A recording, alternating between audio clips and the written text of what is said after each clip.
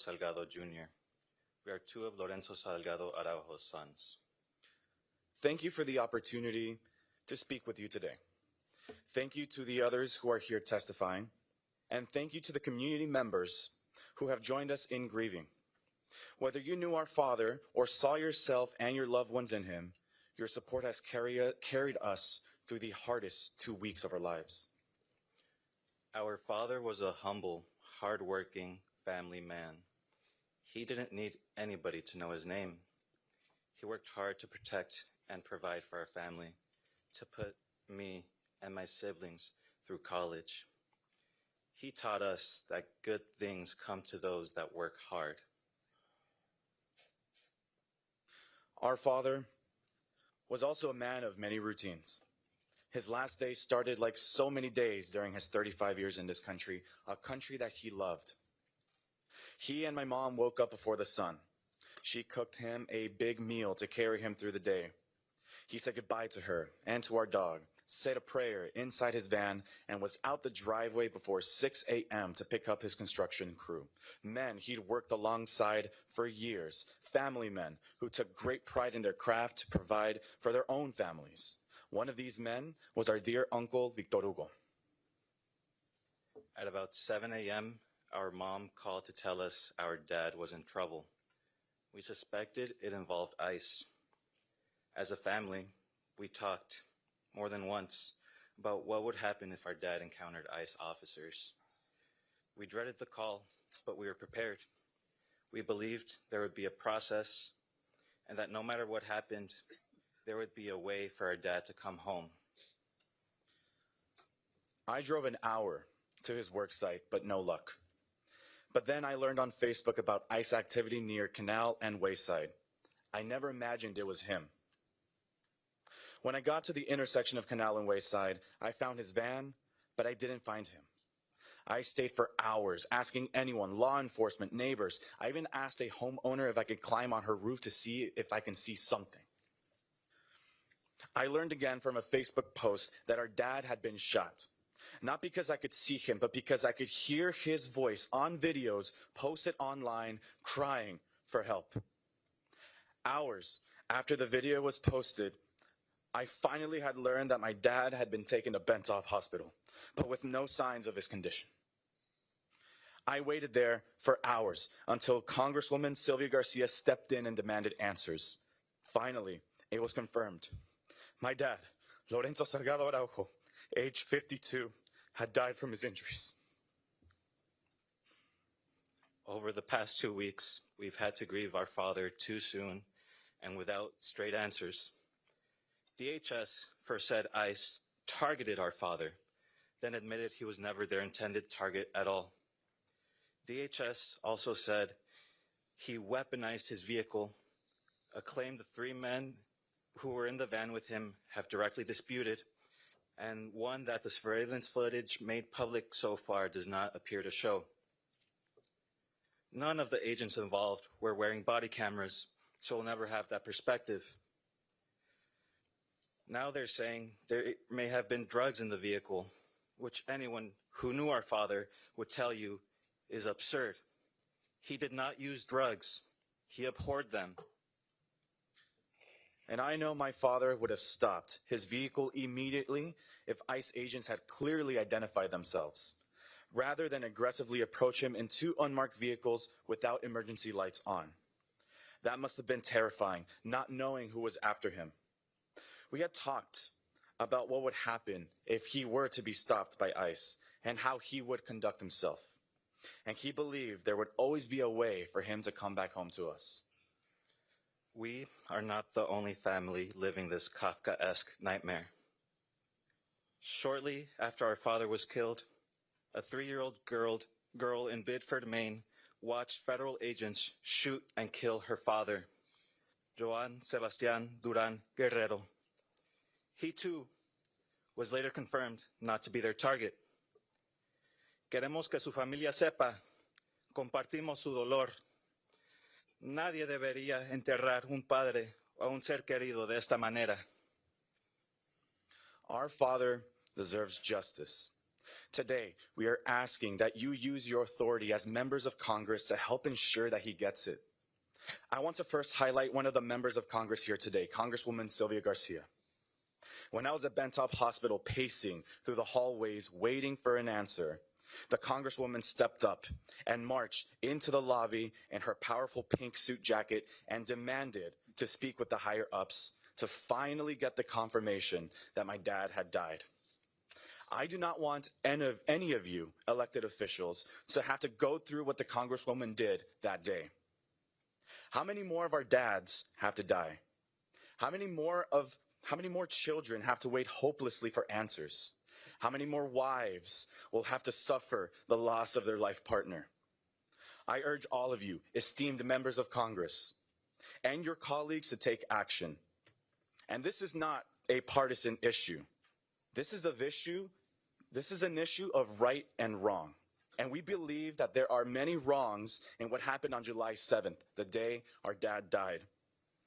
All elected members of government have a duty to ensure the safety and well-being of their constituents. Every single member of Congress have immigrants living in your states, in your districts, in your neighborhoods. What is being done to make sure that they can live without fear? To make sure that they won't be next? It is our hope that we're not asking for too much. All we're asking is the following. First, there must be a thorough, truly independent investigation, not one where the agency under investigation also controls the evidence and is able to unilaterally clear its own personnel of any wrongdoing. Congress should insist that federal, state, and local investigations all move forward with full federal cooperation and should demand answers on a public timeline. Second, every piece of evidence must be preserved and shared, including recorded radio traffic, agency communications, and any video or audio footage that exists, even though no agent wore a body camera that morning. We have sent our own letters demanding the preservation of evidence, and we ask that you do the same. Third, the 3 members of our dad's work crew who were in that van, Daniel Tirado Pantoja, Jose Trinidad Rojas Pliego, and our uncle Victor Hugo Salgado, are essential witnesses to what happened to our father. They must be able to tell their stories in full without fear of being deported. They should be released from detention immediately so they can be with their families, speak with investigators, and grieve with us. Removal of these individuals and a failure to assure them of their safety would amount to nothing less than a cover-up. Finally, while we are grateful that you convened this hearing today, please don't let it be the only thing that you do for our father. Use all the tools that you have to request records, demand follow-up, hold other hearings, and enact laws, not only to help us learn the truth about what happened to our father, but to make sure this never happens again. On behalf of our family, thank you for hearing us today and for the chance to make sure our father's name is remembered for who he was. Not as a headline, but as a husband, a father, a brother, a job creator, a man who believed good things come to those who work hard and who work tirelessly to give his sons more than he had. I have a message for all of y'all out in the streets, protesting and peacefully marching. Thank you. We have some requests for y'all. First, be loud in calling for justice for our dad, Lorenzo Salgado, justicia para Joan y justicia para todos. Second, stay hydrated. Third, and most importantly, make sure that you do everything in your power to get home to your families at the end of the day. We thank you for meeting this moment with the integrity, the respect, the attention it deserves. And lastly, if you'll lend me 2 more minutes of your time, I want you to seriously try to put yourselves in my and Ronnie's shoes. I know it sounds impossible, but really, I ask everyone listening or watching to close your eyes and really try. I want you in your mind to think of a loved one, your brother, your father, your cousin, a beloved coworker. Picture their face and silently say their first and last name. Picture that loved one's face, pinned to the ground, in pain, and yelling out in desperate need of help. Picture the anger and helplessness of watching that person bleed out through a video on your phone. What would you do after? How would you cope with the feeling of losing your protector, your role model, your mother's loving partner, your grandmother's little boy? Would you also make the decision to speak in front of cameras, in front of the national media, to decry the unjust way your father was taken from you, like Ronnie and I have? Think. I really want you to seriously consider what you would do. You wouldn't cower and let bygones be bygones. You would surely move mountains, go hungry, without sleep, marching incessantly towards the slow beating drum of justice. That feeling you feel right now is only a fraction of what my family and I have felt these past 17 days. These past 17 days, my family has spent every waking moment, over 400 hours, asking questions about our father's untimely and unnecessarily violent killing. Going forward, we will spend thousands of hours more in order to fulfill the promise we made to our grandmother at our father's wake, that justice will be done. Would you do the same?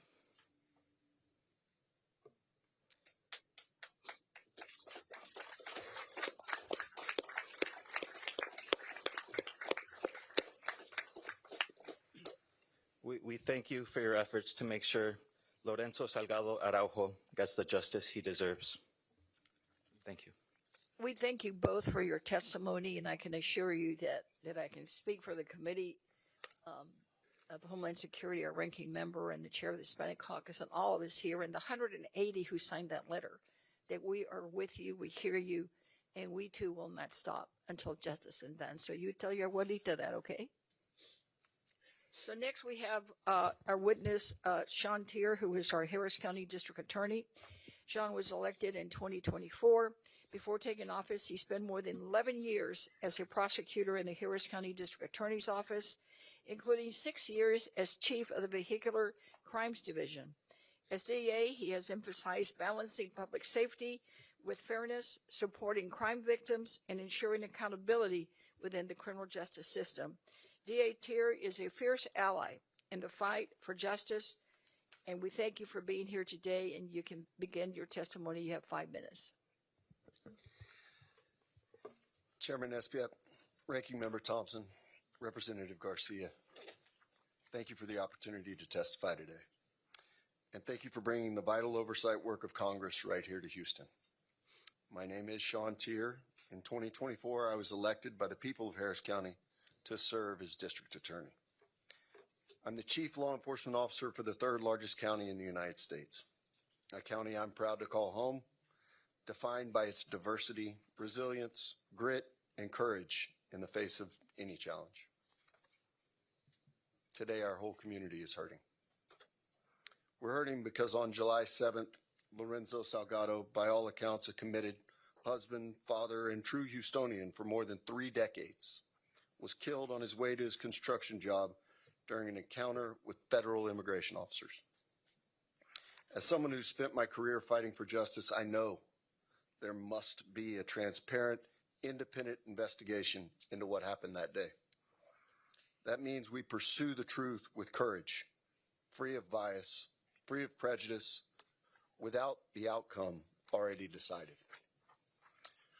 We must look at every piece of evidence, talk to every witness, collect and examine every video. We must follow the evidence wherever it may lead. While I'm here today to answer questions, I will not be releasing details about the investigation to protect the integrity of our case. Make no mistake, I want to be as transparent with the public as possible. But my first and non-negotiable duty is to protect this case. On July 8th, I ordered the prosecutors and investigators in our Civil Rights Division to open an investigation into what happened to Lorenzo. Since then, for the last 14 plus days, this team has spent every single day in the East End collecting evidence and interviewing witnesses. Understand that this parallel independent investigation by the Harris County DA's office is not unique. It's been the standard practice for decades. When a civilian is killed by an on-duty member of law enforcement, we investigate. In fact, law enforcement routinely invites the DA's office to the scene so we can immediately begin our own independent investigation. We owe it to the officers who put their lives on the line to protect our community. We owe it to the grieving families deserving of a thorough by-the-book review. When misuse of authority is uncovered, we will pursue that accountability through the law. What was unique on July 7th was that an invitation to the scene never occurred. I want to be clear, that was not okay. It can never be the case that a life is taken by a law enforcement officer and a proper independent investigation doesn't immediately begin. In most instances, our independent investigation determines that proper procedures and laws were followed. Confidence in the criminal justice system demands that this independent investigation occurs. However, as I'll mention later, the tactics being used by ICE are threatening public safety overall. Again, since this is now an ongoing investigation, I won't discuss what we know or what we don't know. I can't provide information about potential charges or potential targets, and I'm not going to speculate on a timeline for our investigation. Doing so is premature and would jeopardize the integrity of the entire investigation. But here's what I can say. First, this investigation is moving rapidly. We don't have all the pieces, but we are making significant progress. Thanks to the public, we've received information that's helping to shape this investigation, which is also partly why I'm here today. I continue to urge anyone, particularly witnesses and neighbors from the East End, to come forward if you haven't already. You can trust my team. Our only goal is to get to the truth. Second, local law enforcement partners are now working with us to share information to support our investigation. We've collaborated with the Houston office of the FBI, the Houston Police Department, Harris County Constable Precinct 6, and Houston Metro. And I especially appreciate the support of the Department of Public Safety, Texas Rangers, who are working alongside our team of prosecutors and investigators to ensure a thorough investigation. Before I close, I need to take a moment to share with you serious concerns I have about the immigration enforcement tactics we've seen deployed around the country and the effect they're having on law enforcement overall. Those of us in law enforcement don't take issue with deporting violent felons. However, here in Harris County, there are crimes and cases my office has not been able to prosecute because witnesses are scared of immigration consequences. They refuse to come forward or testify for fear of being deported. Unauthorized individuals are especially vulnerable. We know fewer domestic violence cases are being reported because victims are too afraid to cooperate with local law enforcement. Last year, a material witness in a pending murder case was literally on a plane to El Salvador when we were able to intervene. And this witness had a pending U visa at the time. And before you ask, I can't elaborate on that one either because it is still a pending case. Our job is to ensure crucial witnesses must remain here so that we can pursue justice. And in this investigation, witnesses must feel safe to come forward with information about the events of July 7th. They can't fear immigration consequences. What's happening isn't helping public safety. It's certainly not justice, and it's un-American. Again, I want to thank you for the opportunity to testify today and your work to help us restore the trust between law enforcement and the communities we serve.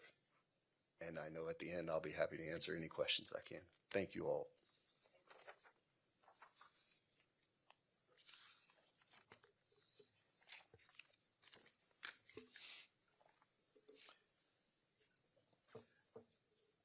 Thank you very much for your testimony. I'd like to now introduce Council Member Joaquin Martinez, who's a member of the City Council representing District I. District I is where this situation occurred with ICE officers. Councilmember Martinez has been at the forefront of advocating for transparency, accountability, and independent investigations into this untimely death. A lifelong East End resident and dedicated public servant, he spent over a decade strengthening the community around him. Mr. Martinez.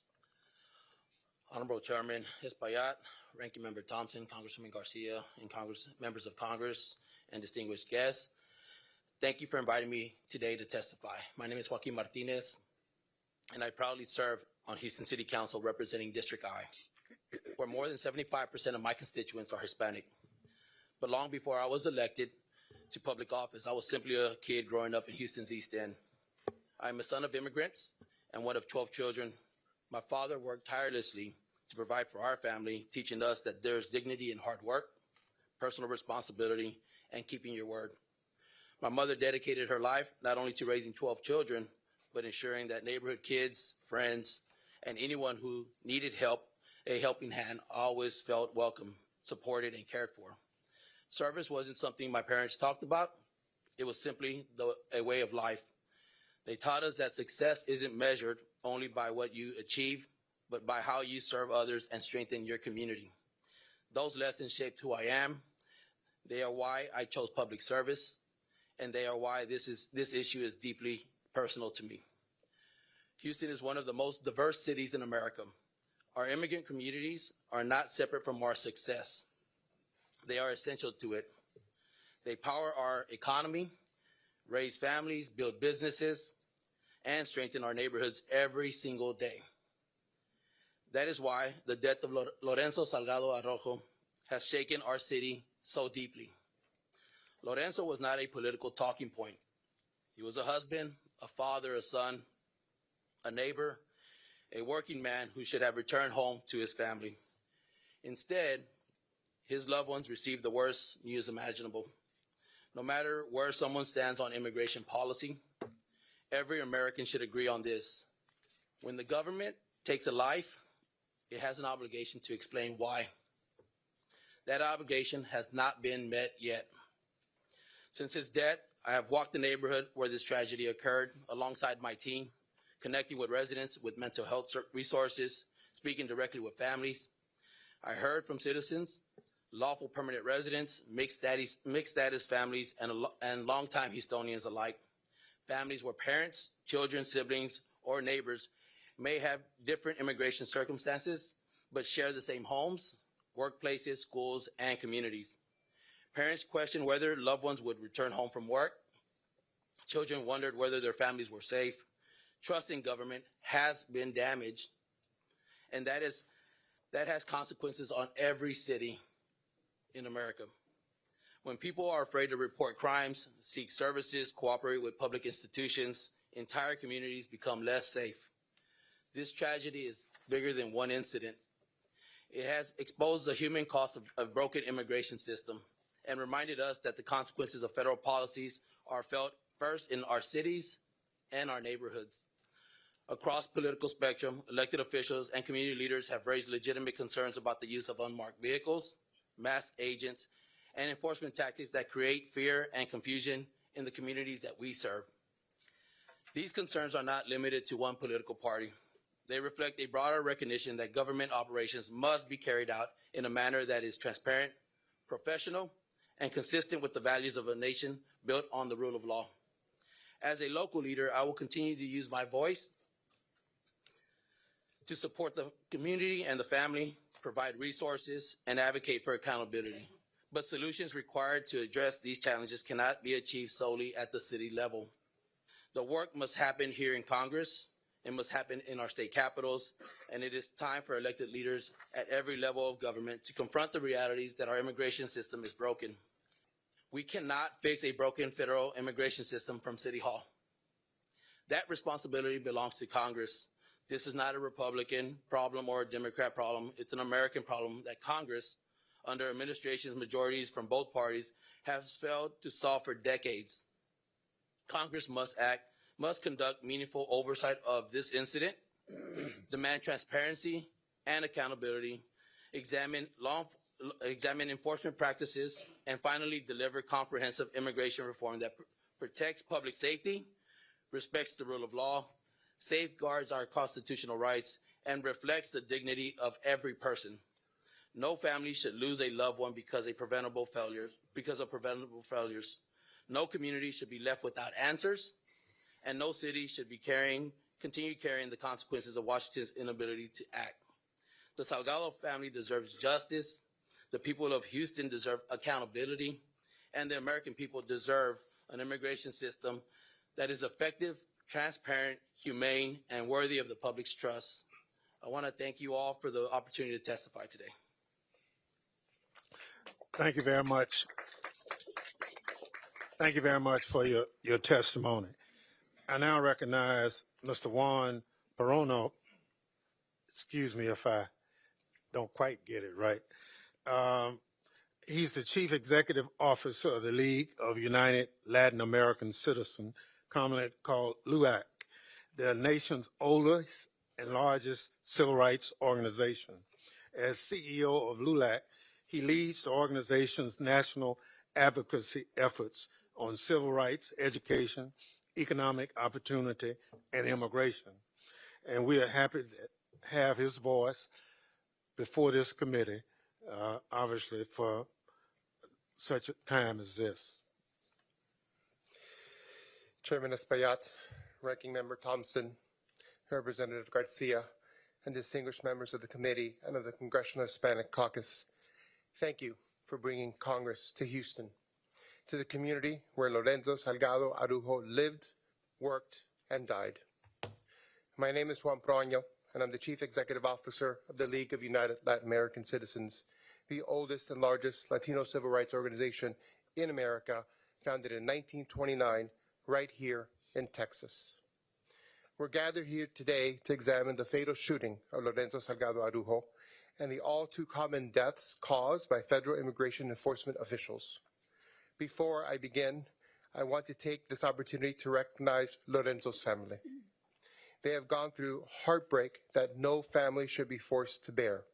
Their courage and bravery in the wake of this tragedy has been inspiring, and though surely difficult, it has been vitally important. In that spirit, I commend Ronaldo and Lorenzo Jr.'s appearance before the committee today. And on behalf of LULAC, I want to express my deepest condolences and also tell them and everyone on this committee and in this country, Lorenzo's name and life will not be forgotten. He is and will remain an inspiration. Sadly, this killing is part of a broader trend. Federal immigration agents have repeatedly shot and killed United States citizens during civilian encounters, and dozens more. Citizens and immigrants alike have died in federal immigration custody. This calamity cannot continue, and with it, and it is with Congress's power to stop it from happening. Members of this committee, it could have been me. It could have been my father, my brother, my uncle. It could have been anyone gathered here today. In the 18 months since the second administration began, at least 8 people have been killed and dozens more shots in encounters with federal immigration agents. That includes Ruben Ray Martinez, a 23-year-old U.S. citizen from San Antonio who had just turned 23 and was planning to enroll in trade school to become a mechanic. Keith Porter Jr. was 43, a father of 2 daughters, and by all accounts, of family and neighbors, an outgoing, caring man. And of course, in January 2026, there was a shocking killings of Renee Nicole Good and Alex Preddy. And the killings continue. 6 days after Lorenzo, on July 13th, 2026, an ICE officer shot and killed a 26-year-old Colombian man authorized to work in the United States, Joan Sebastian Duran Guerrero, in Biddeford, Maine. Again, during a vehicle stop with his 3-year-old daughter in that car. Again, described by DHS as a case of a driver weaponizing his car, and again involving agents who were not wearing body cameras. Taken together, these are not isolated tragedies attributed to a single rogue officer or a single bad night. Public reporting has documented at least 30 separate incidents since mid-2025 in which federal immigration agents fired at people, killing at least 8 and injuring at least 14, and at least 46 additional incidents in which agents held bystanders, protesters, and others at gunpoint under questionable circumstances. And these figures are likely undercounted, given the number of instances we have heard about. And the danger does not even end when someone survives an encounter on the street. It continues and by some measures intensifies once they're taken into ICE custody. In the first 500 days of the second Trump administration, there have been at least 52 documented deaths in ICE custody.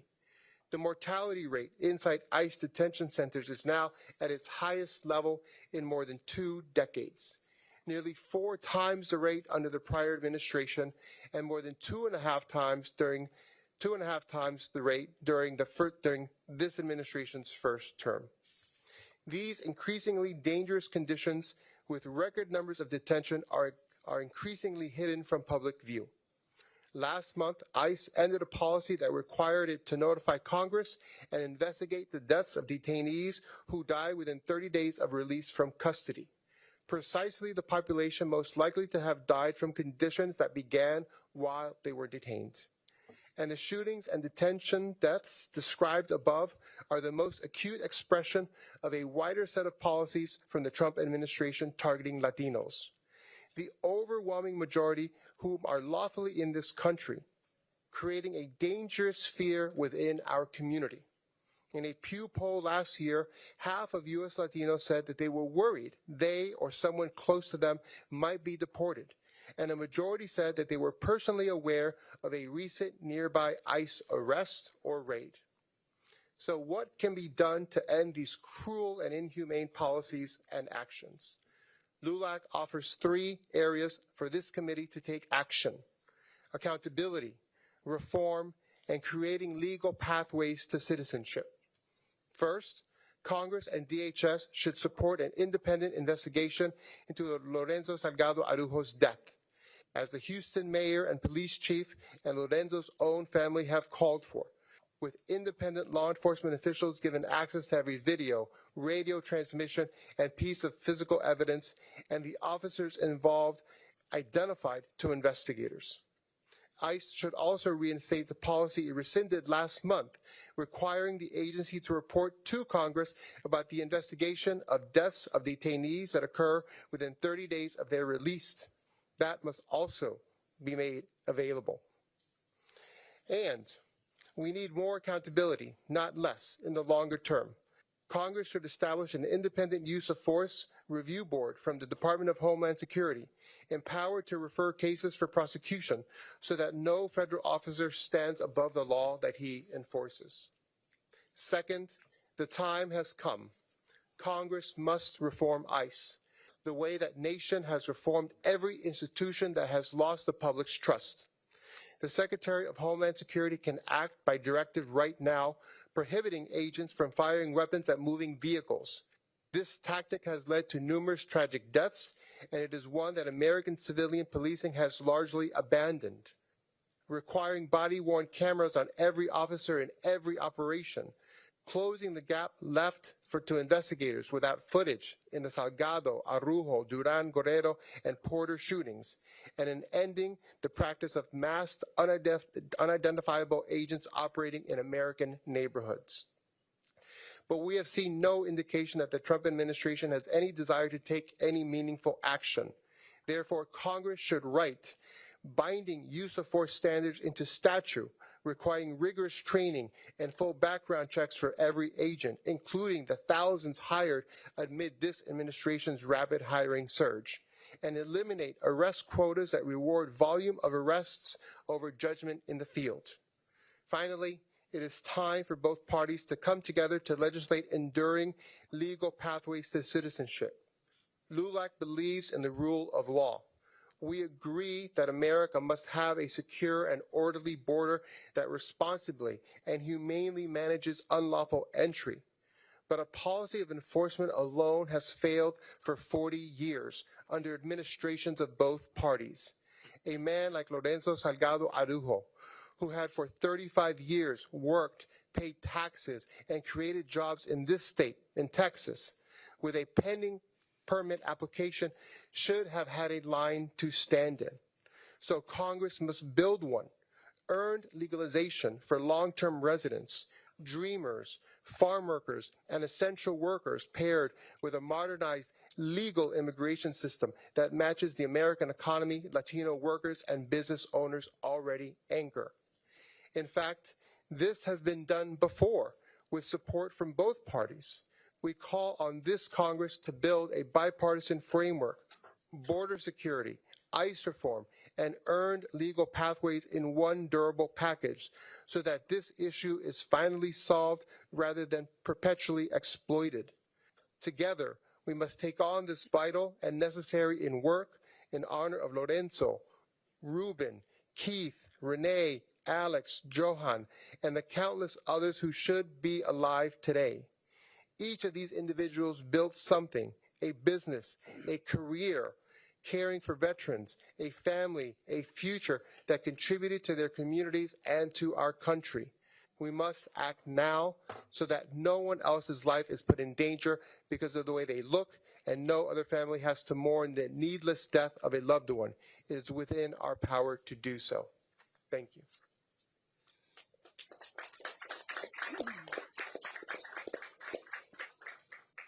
Thank you. Our next witness is Patricia Cabrera, Director of East End Communities, a collaborative dedicated to strengthening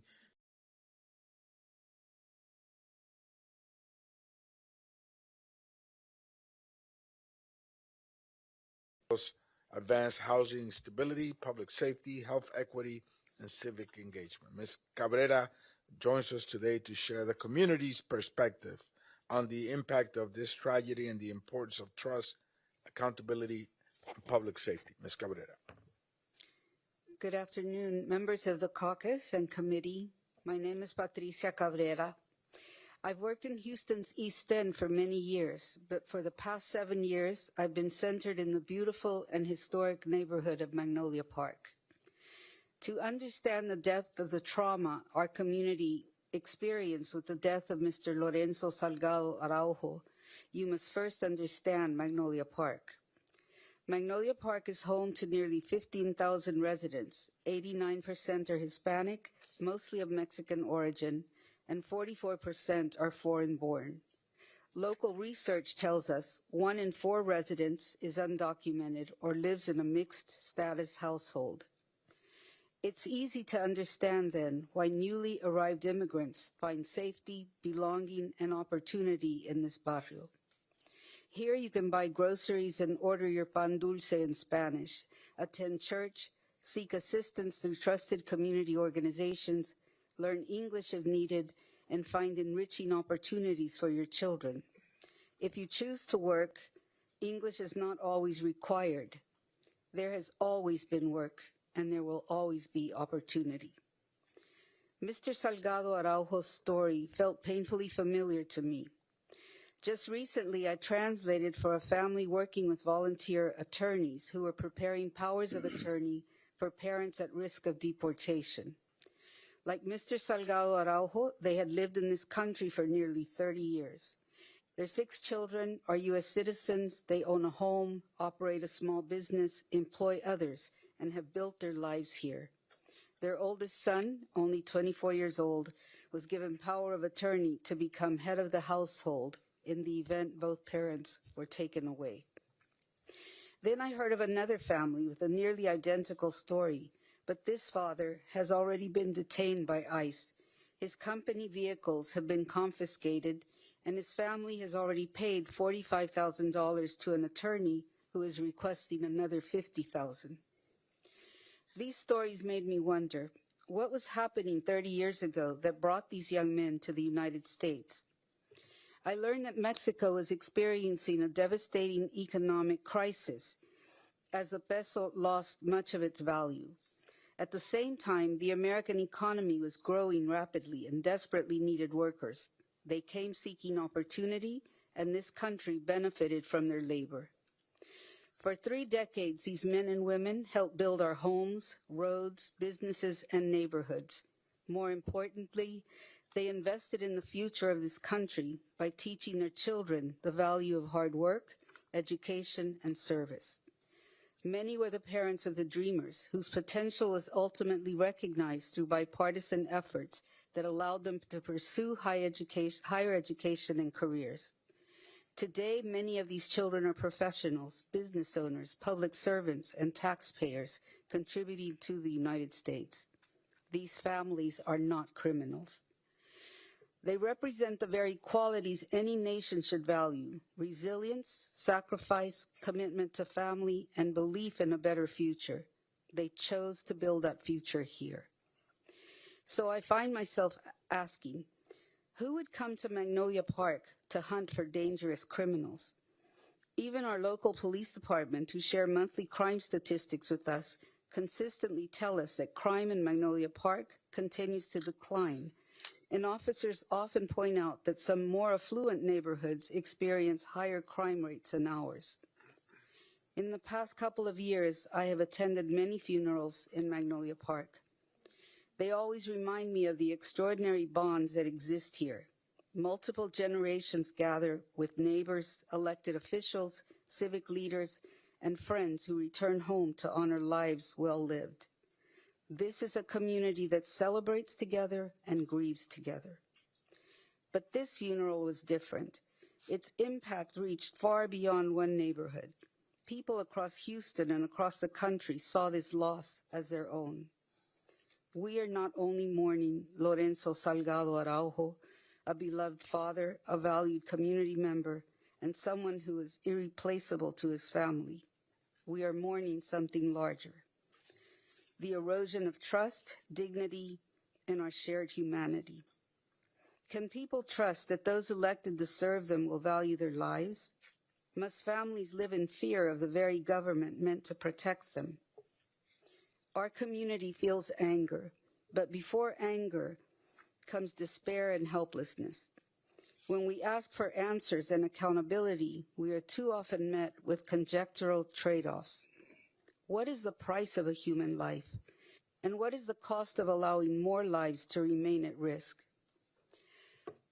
Thank you for coming to Houston, to hear us, to see us, and to bear witness. We ask you to use your platform to demand meaningful oversight of DHS enforcement tactics and renewed attention to comprehensive immigration reform. Magnolia Park deserves answers. It deserves accountability. It deserves the right to live without fear. But today, we are all Magnolia Park. Thank you for your testimony. Our next witness is Father Salvatore de George, a Catholic priest with the Missionary Oblates of Mary Immaculate, who has spent decades serving Houston's immigrant and working class communities. Throughout his ministry, including as pastor of St. Patrick Catholic Church, Father Salvatore has provided pastoral care and support to families navigating hardship and uncertainty.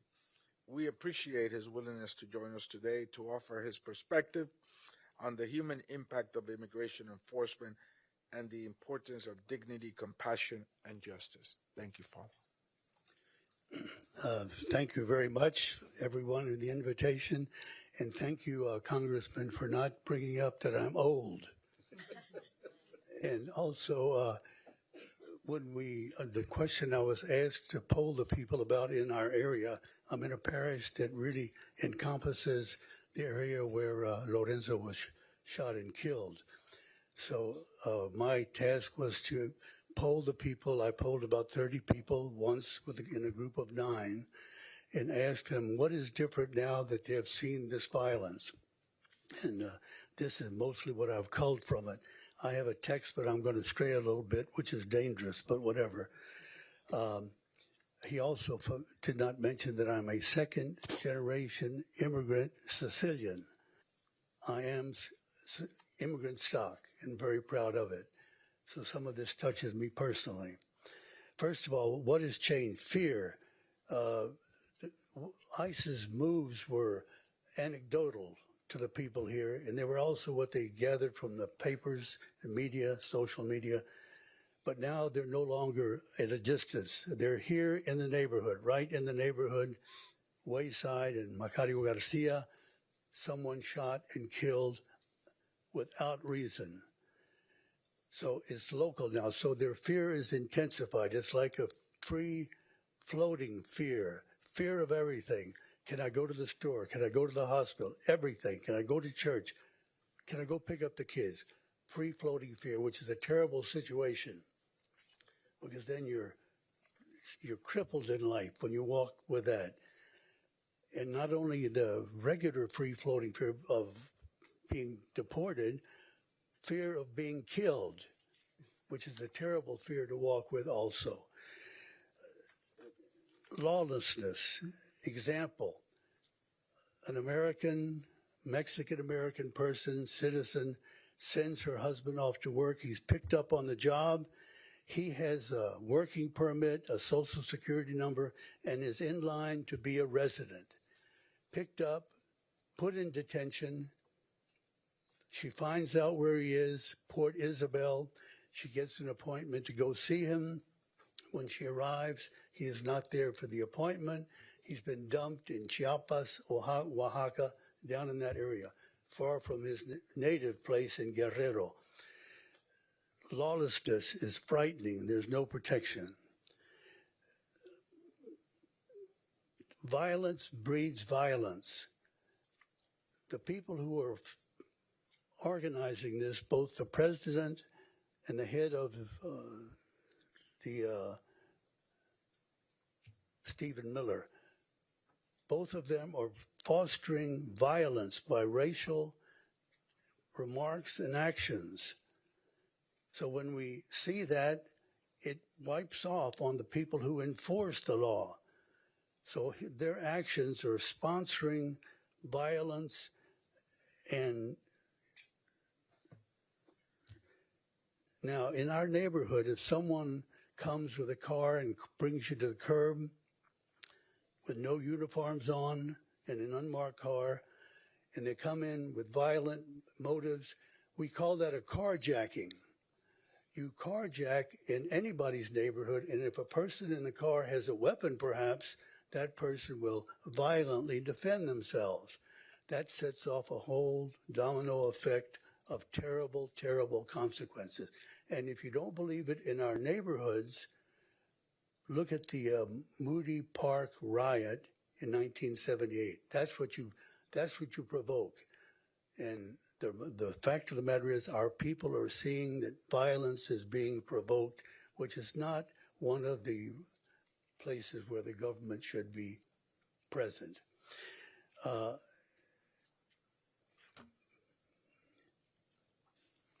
Point in question. The people in the parish, they feel like they're less than very often by what goes on. They've been told, if you do anything wrong, you will be hunted down. Let's talk about hunting an animal. Christy Noam in the airports until she was fired. So when we see that, we look at the aggression, fostering aggression, and it's a terrible situation. the legacy of the good man who was killed, his sons who spoke so valiantly and also spoke at the session with the union members. They must be full of terrible grief and rage at what happens. Well, what happens when we find ourselves in terrible grief and rage? We have to find a place to direct that. Your good Mexican-American children and grandchildren. You said your grandmother told you to do something. Isn't that right? Well, get it done. Your dad has left a legacy of a beautiful family and a legacy of homes built in Houston by him and his crew. That's a beautiful legacy. But there's another legacy that we, the groups I spoke with, said, we want another legacy for them. And that legacy is the same legacy that was affected when Vanessa Guillen, by her family, who stuck with it, who turned the rage and the terrible, deep sense of loss and guilt, they turned that into what? They turned that into a dogged fight for justice. So much so that the people in the parish said, wouldn't it be great if one of these days we had the name of Lorenzo Salgado Araujo, if we would have his name shining in the stars of heaven like the names of Vanessa Guillen, Sandra Bland, Rosa Parks, and others, that the legacy also be a profound legacy of justice that we can remember and that will make you so proud. The blood of your father would water that beautiful tree of justice, just like the blood of Christians watered the beautiful Christian of your faith. And lastly, the people of the parish, their faith. Surprisingly, their faith is still very strong. They believe in a loving and protective God that walks with them. They believe in the Blessed Mother, whom they have such a profound devotion to. The Blessed Mother who was hunted down, like they have witnessed being hunted down, by Herod to protect her child. Now, their faith is very strong, but one of the little nuances on their faith that I've noticed is they've used evidently an anecdotal thing that our Islamic brothers and sisters quote all the time. They say, see, yes, trust God, but tie up your camel. They're very, very careful to be careful not to get chosen for death or for deportation, but they still have a dogged devotion, and their faith is still in the gracious, loving God who walks with them and the compassionate mother to whom they are so devoted. Lastly, at one of the rallies, as you work with this work of justice, recall the words that were cited at the last rally that we were at together, the two sons from Plato. Remember that we have to get involved. The price of apathy towards public affairs, says Plato, is to be ruled by evil men. 400 years before Christ. There you have it. Lastly, I'd really like to thank all of the persons here that are sponsoring this.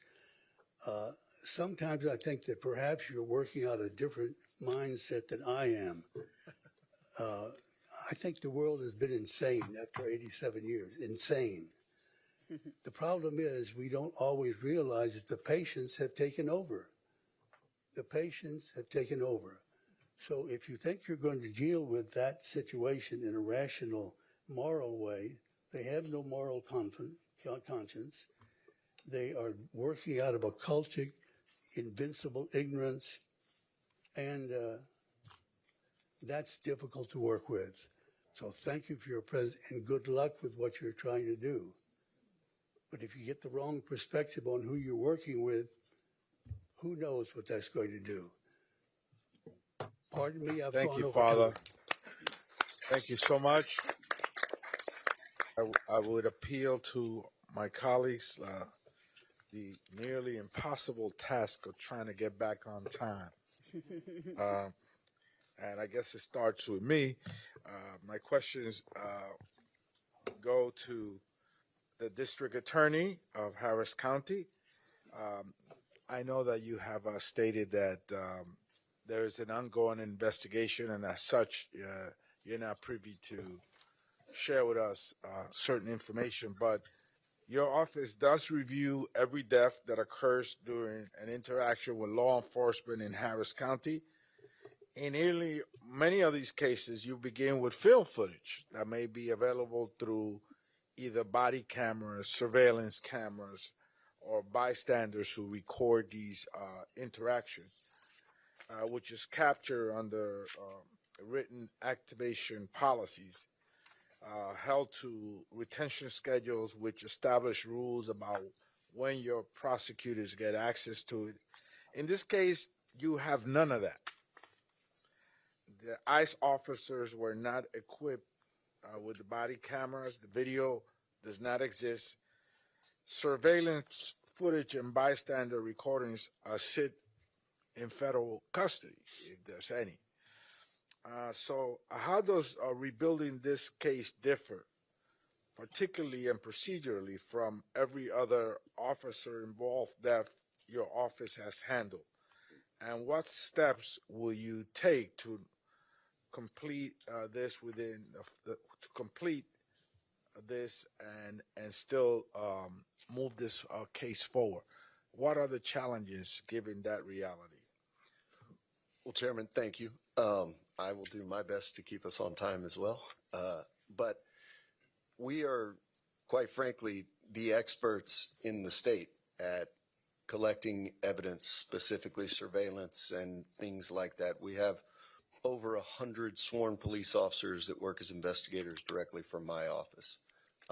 As I said in my testimony, from the morning after this shooting, we've been on the ground in the East End, in that intersection, down that street, and very far from that, trying to piece together exactly what happened that entire morning. So we have collected countless pieces of surveillance. We have talked to countless witnesses, and since the day after, we opened our own secure portal and pushed it out to the public as a whole, and it's one of the many, many reasons I love Houston and Harris County.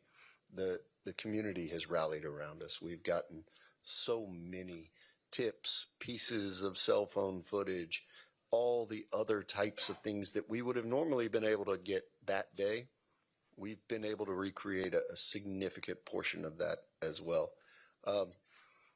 It's not the same. And one thing that I will point to is a 2018 federal shooting fatality here in Harris County that was handled completely different than this one. It was an FBI agent who mistakenly shot a victim during a kidnapping recovery.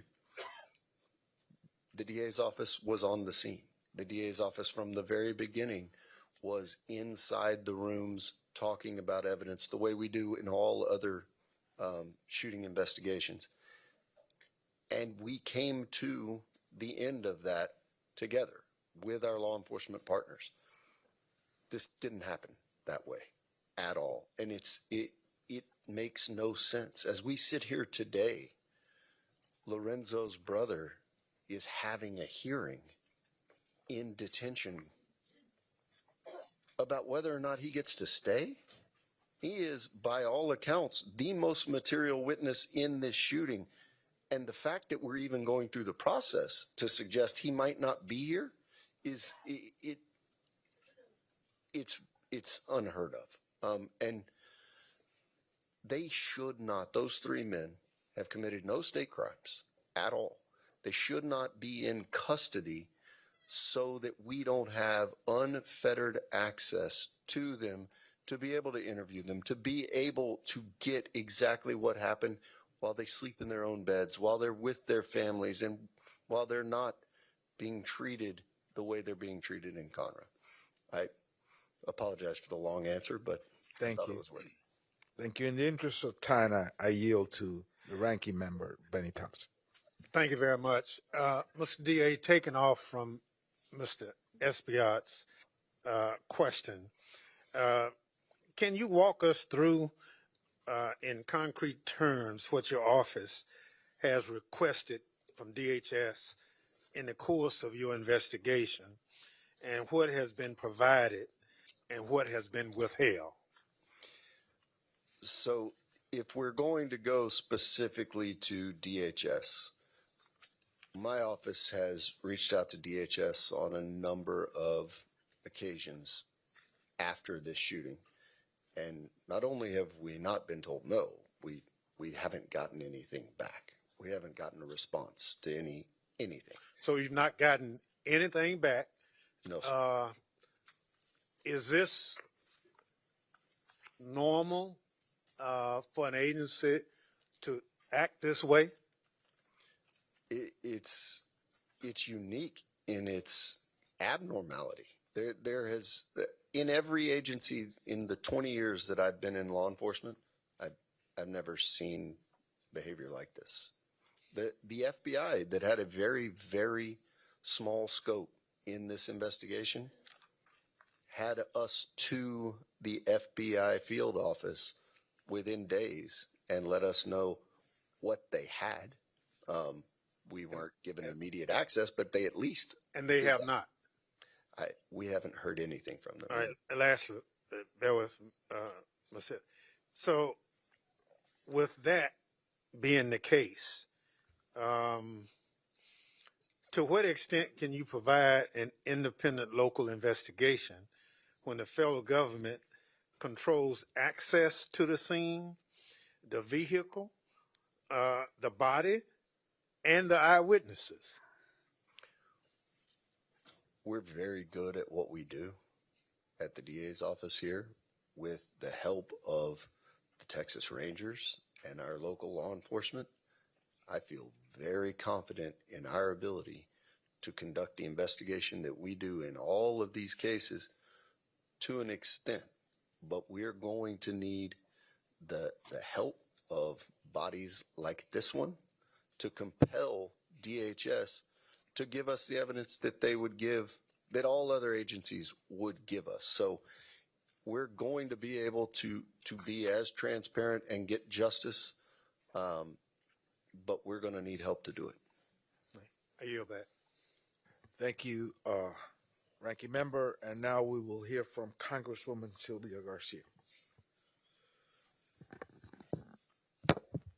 Thank you, Chairman, and thank you, Mr. DA, for being here today. I know you and I have visited about this case some, and I just wanted to ask you just point blank, as you continue to do your own investigation, you've responded to Chairman Thompson that you've gotten nothing. Have we even identified the shooter?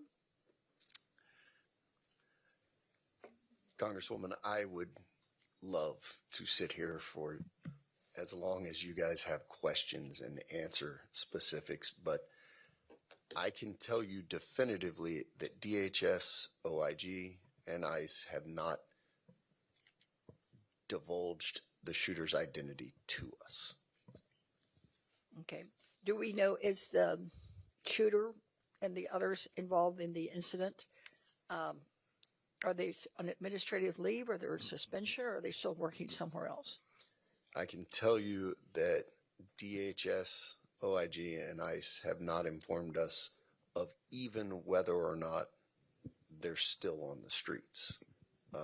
So they haven't told us anything. We have been able to identify some pieces of evidence without the official notifications, but they haven't told us anything about that.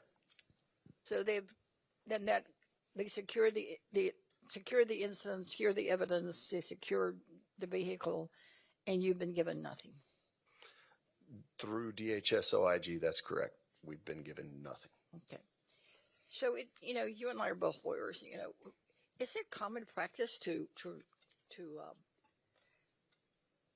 make public an affidavit, the basis for a search warrant?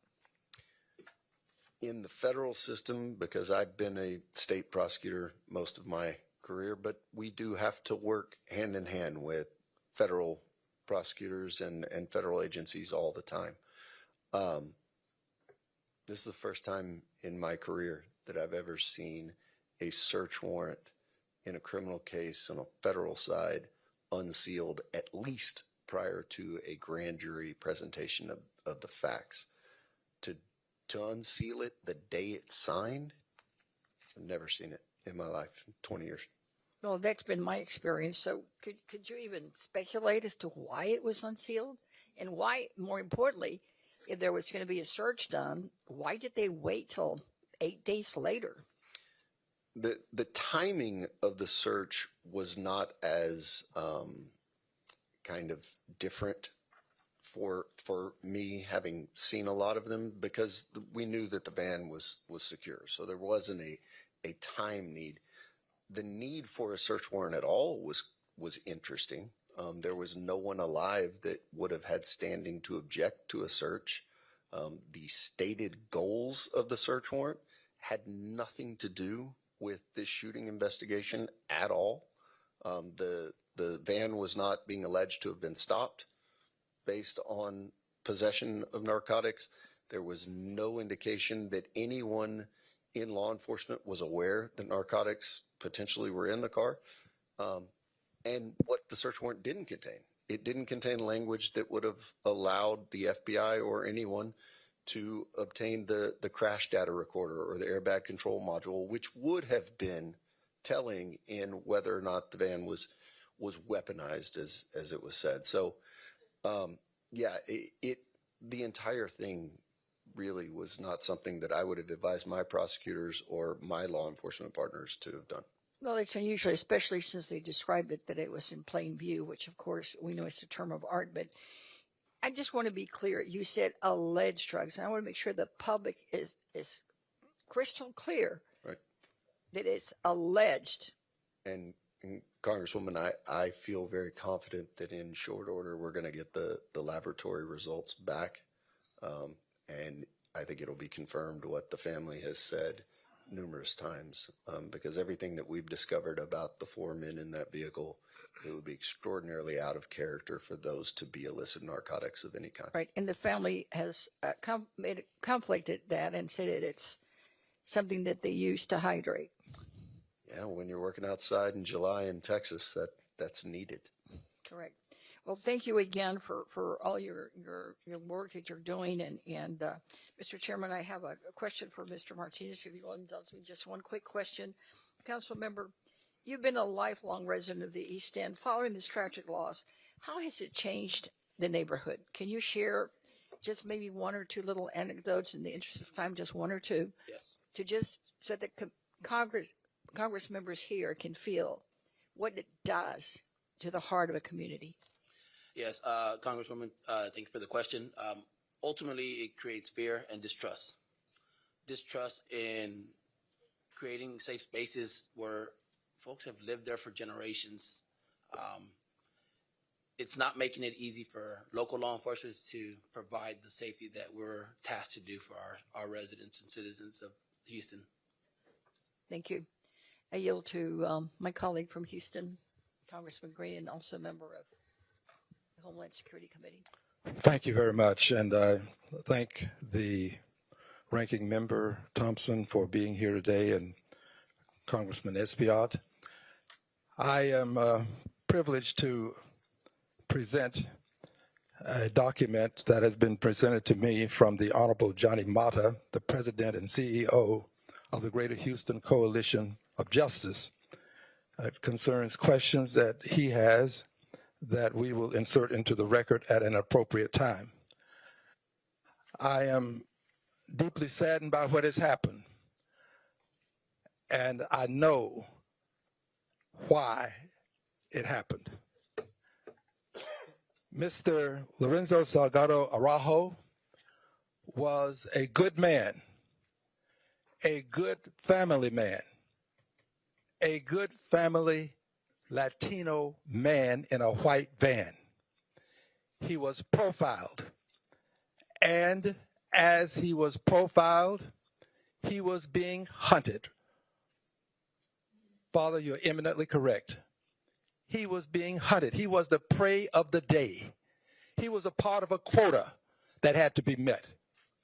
And as a part of the quota that had to be met, he finds himself in a position such that he is being chased through a Latino neighborhood. Unfortunately, this ended with an extrajudicial execution. He was not given a fair trial.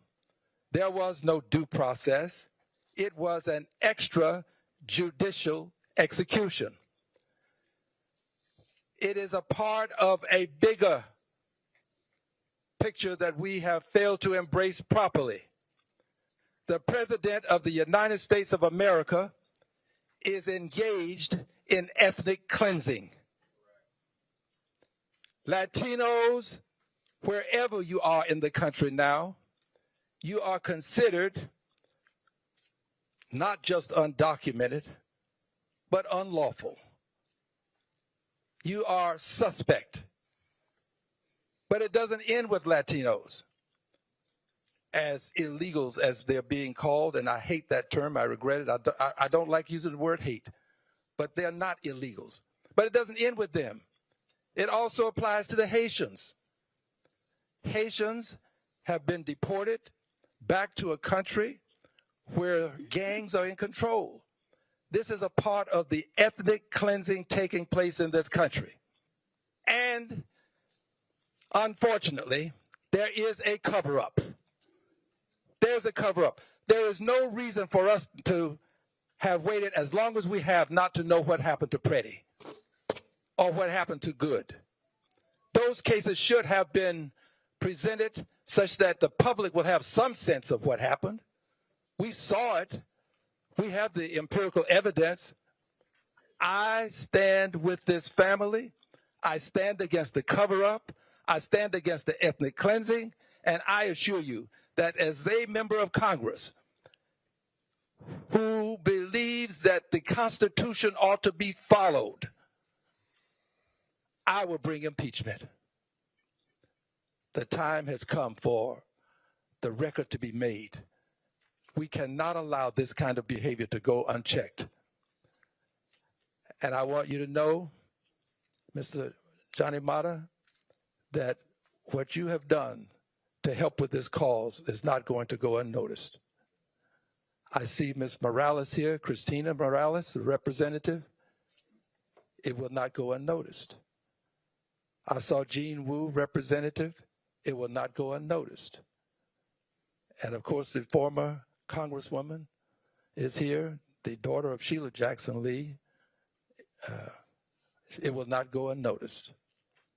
And I close with these words. We have reached a point in our history where we either fight or we will find ourselves retreating to a time when we couldn't fight. We have free speech. We've got to use it. I'm going to use my free speech. My question, Mr. District Attorney, is this. Body cameras are great. I support it. Brought it up in a hearing just recently with Chairman Thompson. I always call him Chairman. They're great. But I also think we need dash cams. Cameras on the dashboard of those vehicles that are chasing people through our communities. I ask you if you concur. Absolutely. And have you found them to be beneficial in your line of work? There's no question. And if you have unmarked cars, they should be equipped with them. But we should also have a policy that has marked units if they're going to affect a traffic stop. Thank you. I yield back my time. Thank you. Thank you. Now we will hear from Representative Lizzie Fletcher. Well, thank you, Chairman Espaillat, and thanks to you and Ranking Member Thompson and Representative Garcia for convening this important oversight forum. And I want to thank all of my colleagues who've come from across the country to see and hear from our community. And I want to thank our witnesses from our community for so beautifully explaining and showing this community to the rest of the country. Because people across our community and across the country, as Father DeGeorge and Ms. Cabrera explained so beautifully, have been living in fear, and their worst fears were realized again when federal agents killed Lorenzo Salgado Araujo. So I want to thank all of you for testifying and for your leadership in our community, especially at this devastating time. Ronaldo and Lorenzo, my thoughts have been and will continue to be with you and your mother and your entire family, not just today, but in all the days ahead. You make us proud, and you make us all proud for your advocacy and for your commitment to justice for all. And I hope today's hearing will demonstrate to you and to everyone here our commitment of not only our Houston Congressional Democratic delegation, but the Congressional Hispanic Caucus and the entire House Democratic Caucus. It is a failure of this Congress and many before that we have not been able to pass laws to address our broken immigration system. The people here have been trying and will continue to do so. But it is a new and utter failure of this Republican-controlled Congress that has not only failed to address, it has refused to address the abuses that this White House is directing in terms of immigration enforcement operations, and that it has done nothing when innocent people in this country have been killed at the hands of federal immigration agents this year and during this term. It is a betrayal of families and communities across the country that we represent. It is a betrayal of the Constitution that we have all sworn an oath to protect and defend. And it is a betrayal of our values as Americans. And yet what we hear from those who are directing these policies is that these actions are being taken to make us safe. And so, District Attorney Tier, I want to start my questions with you. Can you tell us from your experience of 20 years in law enforcement, whether the policies that we have seen implemented at ICE and in terms of immigration enforcement throughout DHS in the last 18 months have made our communities safer? Objectively, no. They've had the complete opposite effect. And can you tell us why that is? Can you give us some examples of what is making us less safe because of the policies that this administration is implementing? We have people who are here unauthorized who are victims of domestic violence, aggravated robbery, aggravated sexual assault, who are too scared to even call the police, let alone participate in prosecutions of people who are here with documentation or who are citizens. These policies have effectively created a group of our community that are targets. And that's what we're seeing. And we can't hold the people that prey on them accountable. And that group of people knows it. Thank you. In addition, Mr. Green asked about dash cams, and I also want to ask about the increased presence of unmarked vehicles and plainclothes officers for immigration enforcement activities. That's something I know many of us up here have objected to repeatedly, but can you talk about what that does in our communities as well? Yeah, it continues the feeling of fear, the floating fear that Father talked about, but it's just not good law enforcement policy. Undercover work is crucial to good law enforcement policy, but undercover officers don't then affect the traffic stops for reasons that we have seen time and again around the fear of the person trying to be stopped. So it is not best practices. Thank you. And with the time I have left, Councilmember Martinez, I just want to direct this question to you. Can you share with us how you see in the community this affects interactions with law enforcement agencies that come under your jurisdiction, like the Houston Police Department and others, and in the community because of the actions of these federal officers? Yes, Congresswoman. So it's important to continue to highlight that calls for services are down. My team, we've done some research. We've gotten data from HPD. within our zip codes, they have gone down. And then even heavier in the southwest part of Houston, where we have an even more diverse immigrant population. Call death services have gone down even more so.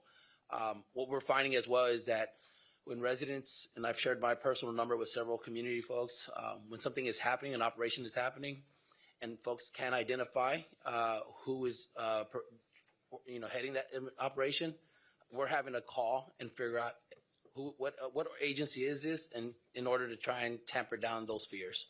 Thank you, Councilmember. I've gone over my time. I appreciate it. Thank you all for your testimony and for your work, and thank you again for convening this hearing, and I yield back. Thank you, Congresswoman. And before we hear from the next Congress member, let's welcome Mayor John Whitmire. Thank you so much for being with us today, Mayor. And our next representative from San Antonio region, Congressman Joaquin Castro. Thank you, Chairman. And I want to also express my condolences to the Salgado family, to all three brothers, and to your mom and to your extended family, and say thank you to Congresswoman Garcia and to the Houston delegation and the entire city of Houston that has shown incredible courage and stood up to this injustice, to the members of the legislature and the city council, and to the mayor who have pushed and advocated in their own ways. Thank you so much. The more evidence that comes out, the clearer it becomes that Lorenzo Salgado Araujo was murdered in cold blood by agents of the United States government. ICE has not produced a shred of evidence to support its claim that Lorenzo was a danger to them. No body camera footage, no dash cam footage, no ring camera footage from homes or businesses nearby. When law enforcement has the evidence and facts on their side, they put them out immediately. ICE has not done any of that. Instead, ICE has chosen to smear a good man, a hardworking man, a family man. They have treated him with the same indignity in death as they did in life. They said that he was not their target. That's because everyone is their target. Everyone who is brown, who is speaking Spanish in public, Latino men who are driving in construction trucks, going to and from work, putting in a hard day's work. Donald Trump's campaign of mass deportation is an assault on the Hispanic community in the United States of America. And let us also remember that Texas Governor Greg Abbott is a full partner in that brutality. We see it on the streets and behind the prison walls of places like Dilley and Pearsall and Carnes in those detention centers.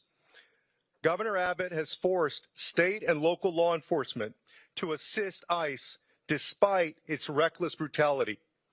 No identification, no warrants, full masks, and guns drawn.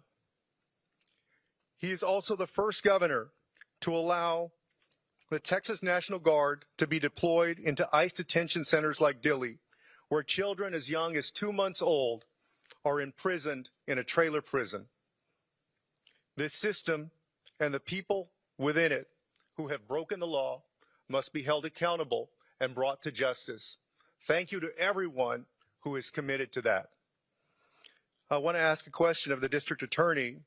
District Attorney Tier, thank you so much for initiating an investigation and pursuing justice.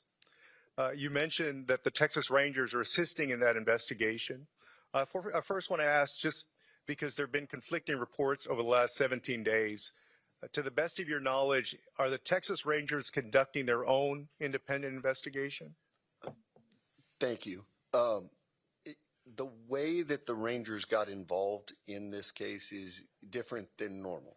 The Texas Rangers are the partner agency that we typically work with, being the DA's office, in officer-involved shootings all the time. Usually it is us the first day with them working our own parallel investigation collaboratively. This time it took the efforts of Senator Alvarado, Mayor Whitmire, Noe Diaz, to really get the Rangers to be able to be involved. And so it was 8 days later that they finally got in. I know the governor didn't say anything about this case for a full week Right. after Lorenzo's death. And so, and can you speak? I know that you don't want to divulge too many details about the investigation in order not to compromise it. Can you speak to what kind of assistance the Rangers are providing? they are doing what they always do, which is a fabulous investigation, albeit 8 days later. But we're in conversations with them hourly, and so we're working together to really kind of piece it back.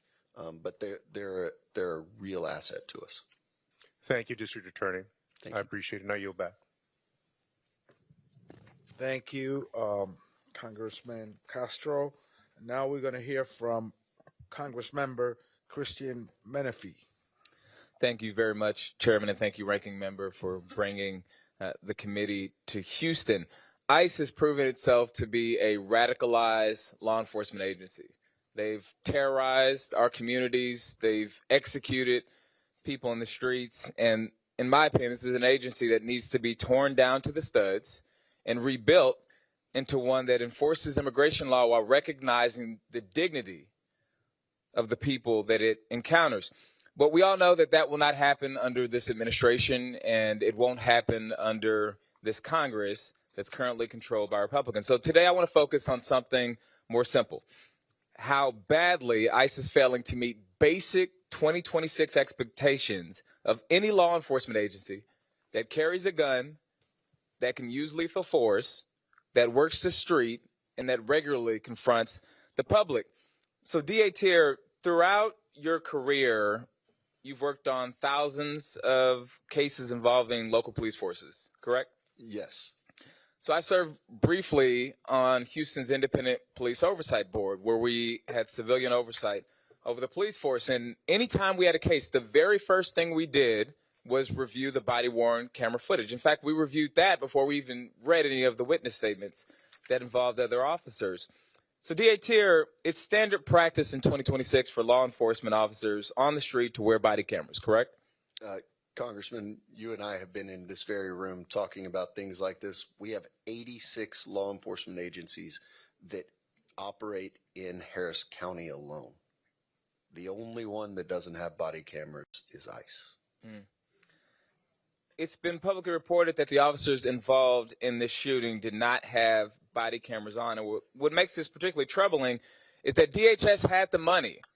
They got an influx of $75 billion from legislation passed last year, and they got $20 million specifically for body-worn cameras. They could have spent that on body cams for the officers that killed Mr. Lorenzo Salgado Araujo, but they failed to do so. And in fact, we've seen that they have money to recruit folks, they have money for new vehicles, they have money to increase enforcement operations, but not for body-worn cameras. DA Tier, it's basic police practice in 2026 not to shoot into a vehicle unless the officer has no other way to protect themselves, correct?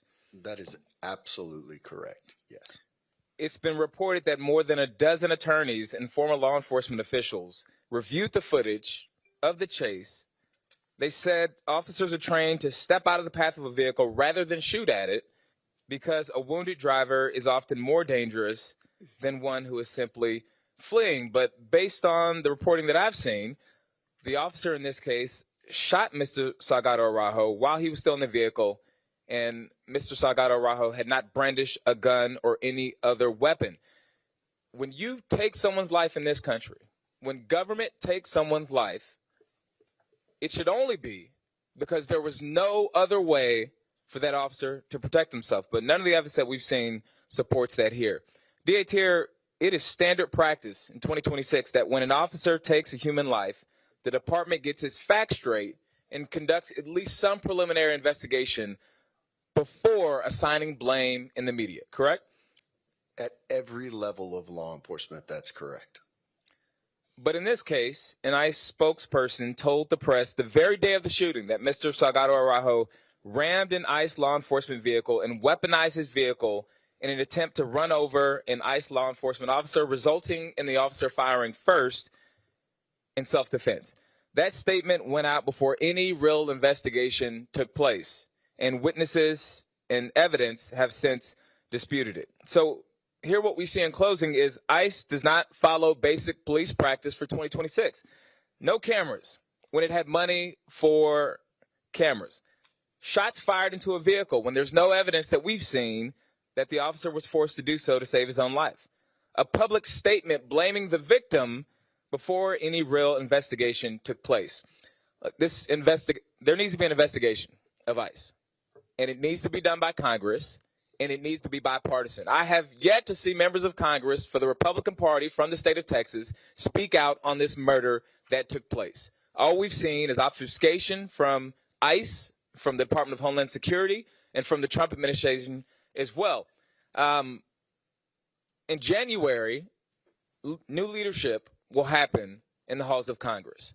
And I know that every single person sitting up on this dais right now will be in full-throated support of an investigation. So in closing, I want to say to Ronaldo, to Lorenzo Jr., thank you for your courage, and we will make sure justice happens when we take back the halls of Congress. I yield back, Chairman. Thank you, Congressman. We will now hear from the Congresswoman from the state of California, Nanette Barragan. Thank you, Mr. Chairman. I want to start by offering my condolences to Ron and Lorenzo Salgado for the loss of your father. You have very powerful statements, and your ask of the Congress and members is going to be taken to Washington to make sure everybody hears those, not just those that are here today. You have my commitment that I'm going to do all I can to hold this administration, ICE officials, any law enforcement accountable, especially to bring justice to your family and your father in what was a killing, a murder that needs to be fully investigated. And so I continue to call on all those in law enforcement to do what they can to bring justice here and get all the facts. DA Terra, I want to go to you. It's reported that you now have access to the van and to surveillance footage. Are you satisfied that the evidence was preserved from the moment federal authorities took custody, including complete chain of custody records? To the extent that we have evidence, I am satisfied. We still have a significant amount of physical evidence that we have not been able to get possession of. So that's to be determined, including in up to the weapon that was used. And the other biggest concern for me around evidence that is in possession of only DHS, OIG, and ICE are the documentations around and the reports around what happened and why those agents were on that street that morning. Apparently, the U.S. Attorney is privy to information that we're not, based on the statement that was released a few days ago. And because of that, I think this body and certainly my office needs to have the FOW, the Field Operational Worksheet that ICE utilizes for the interaction previously where they said that 2 Guatemalans were trying to be detained. ICE would have created an FOW for that. They would have supplemented that FOW after the initial interaction with the 2 Guatemalans, which I want to be real clear here, would have had the license plate of the white van that they were actually looking for. Because if you're just going to try to knock down a white van in the east end of Harris County, Houston, you're going to be busy. So they had the license plate number, which completely cuts against the stated reason for the stop. So we need the FOW, we need the original, we need the updated one, then we need the I-213, which is their offense report when they make an arrest and detention, which occurred this day. So we need to see every iteration of that as well. And these are standard things that we get from every law enforcement agency that we're investigating. Thank you, DA. I want to just encourage you and implore you to continue to fight to get every piece of information. This is an out of control agency. This is an out of control administration. And this agency has no credibility. How do we know that? I'm reminded of the case in Chicago with Miramar Martinez, where ICE agents shot her 5 times, and she survived. And what did they say then? Very similar things. Oh, it was the person in the car who rammed us. But all of a sudden, there was video footage, audio footage, text messages that showed it was actually the agents. As a matter of fact, the officers were bragging. One said, I fired 5 rounds and she had 7 holes. Put that in your book, boys. These are the agents. The response was, you're a legend. Another officer responded, say, beer's on me when I see you at training. And even their leadership, when asked if they supported this, said, big time.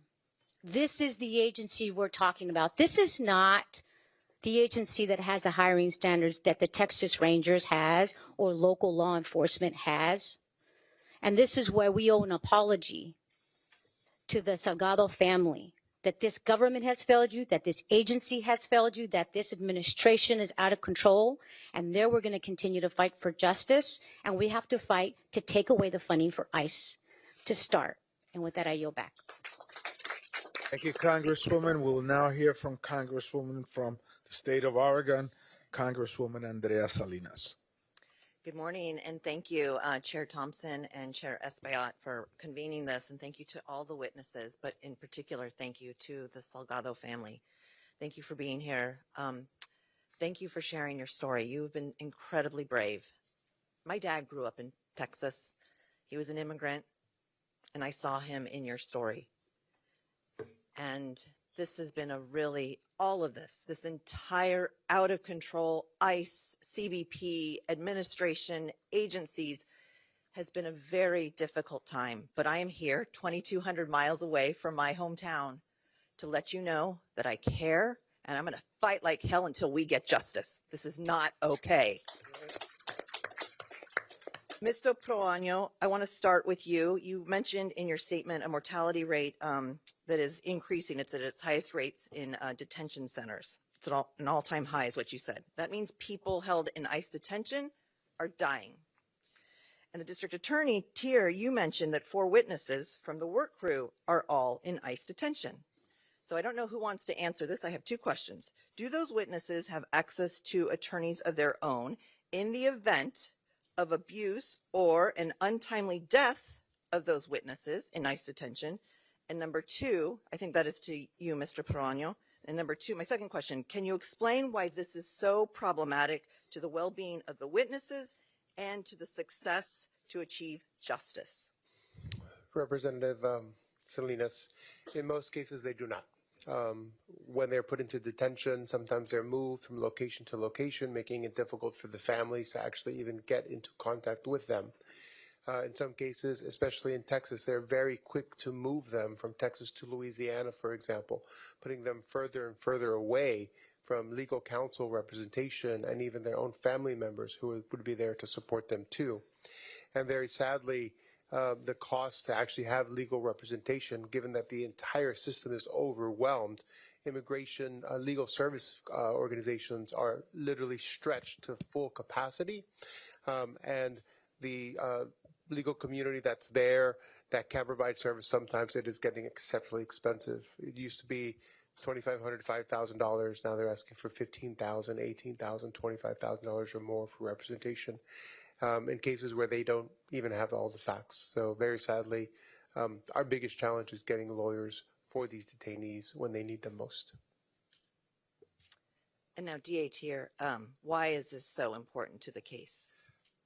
These are the 3 unbiased eyewitnesses that we have, period.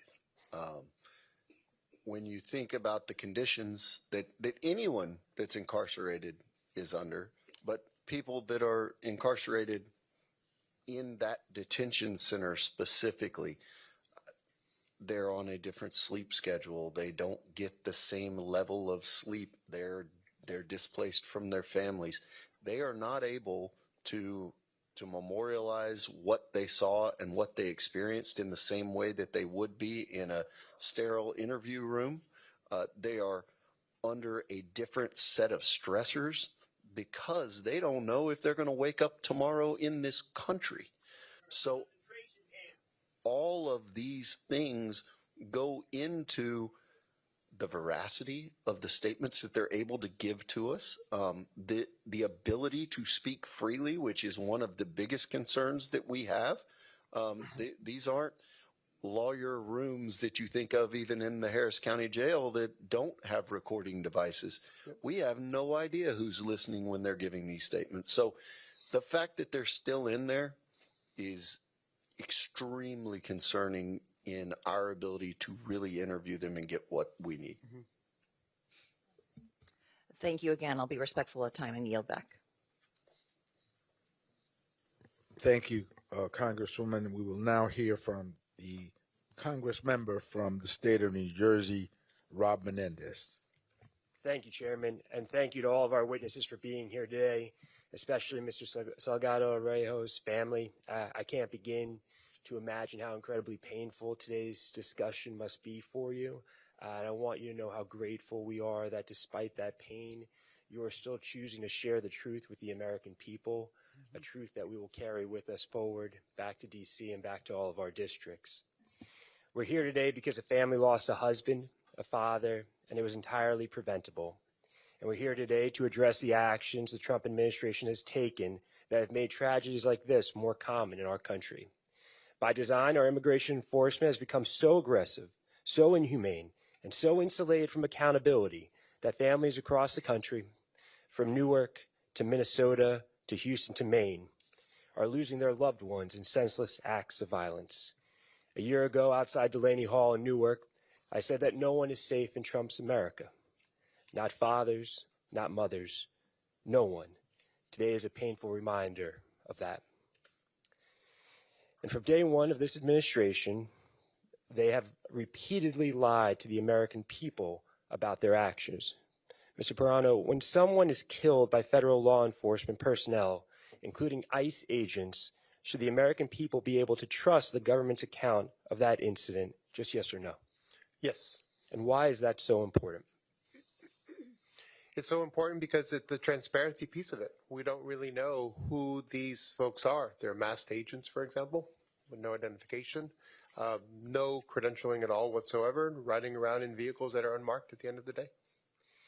But that's not what happened here in terms of being able to trust the government's account. Before any evidence was made public, before Lorenzo, Ronaldo, and their family had even been notified, let alone received answers, the Trump administration was already rushing to justify the killing with contradictory narratives that vilified the victim, their father. DHS initially claimed that Mr. Salgado Araujo was the subject of a targeted immigration enforcement operation before later acknowledging that he was not the intended target after all. District Attorney Tier, just yes or no, does the fact that DHS immediately provided a rushed and inaccurate account of what happened call into question the administration's credibility? Yes. I agree. And time again, we've seen the Trump administration bend the truth to justify fatal incidences and other acts of violence.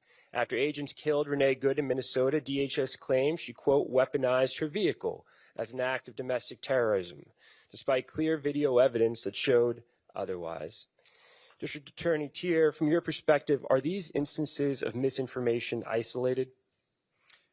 I can speak to this one, and it is extraordinarily concerning the number of different versions that came out prior to anything. And as someone that is an American, I've seen the same thing happen in Maine. I've seen the same thing happen in Illinois, and I've seen the same thing happen in Minnesota, among others. So I would say from just a layman's perspective, no, they're not isolated. Thank you. When there's a broader pattern of the federal government using misinformation to avoid accountability and shield federal agents from scrutiny, it's not just the truth that suffers. Mr. Perano, if federal agencies know that the president and his administration will lie to cover up their misconduct, does that create a culture of impunity around the use of force? It has emboldened this agency. It has emboldened these officers. They think that they can get away with it at the end of the day. And that really is a travesty of justice and really goes against every fiber of really what any of us know to be an honest and just system. Would it be fair to say that under these circumstances, violence against immigrants is not accidental, but systematically encouraged? They are attacking and hunting Latinos and Latino communities. And throughout the country? Throughout the country. In Minnesota, in Chicago, in New Orleans, in Charlotte, in Newark, in LA, across the country. That's why we need everyone across the country to speak up against what's happening, to lift their voices, to carry the names of those that have been taken from us with them. For the past year and a half, we've seen the Trump administration embrace a violent enforcement-first approach to immigration, one that maximizes arrests, deportations, and operations in community spaces, all while minimizing accountabilities. And families in my district in New Jersey, here in Houston, across the country have suffered immensely as a result. We owe it to Mr. Salgado Araujo and his family, as well as every family that has been or will be impacted by immigration enforcement actions, to hold the Trump administration accountable and to fight for a more humane immigration system. This does not end today. It will not end today. And it will not end until there's accountability, justice, and until we end this national nightmare. I yield back. Thank you. Thank you, thank you, Congressman Menendez. And to finalize the question period of this hearing, we will hear from Representative James Walkinshaw.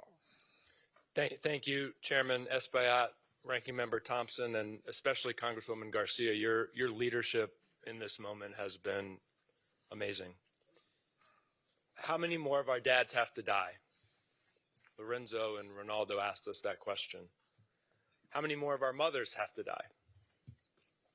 I appreciate all of the witnesses today. You all have provided valuable insights and information, but I came across the country to see Ronaldo and Lorenzo, to look into your eyes and to see your pain and your anger so that I can take it back to Washington and communicate it to my colleagues.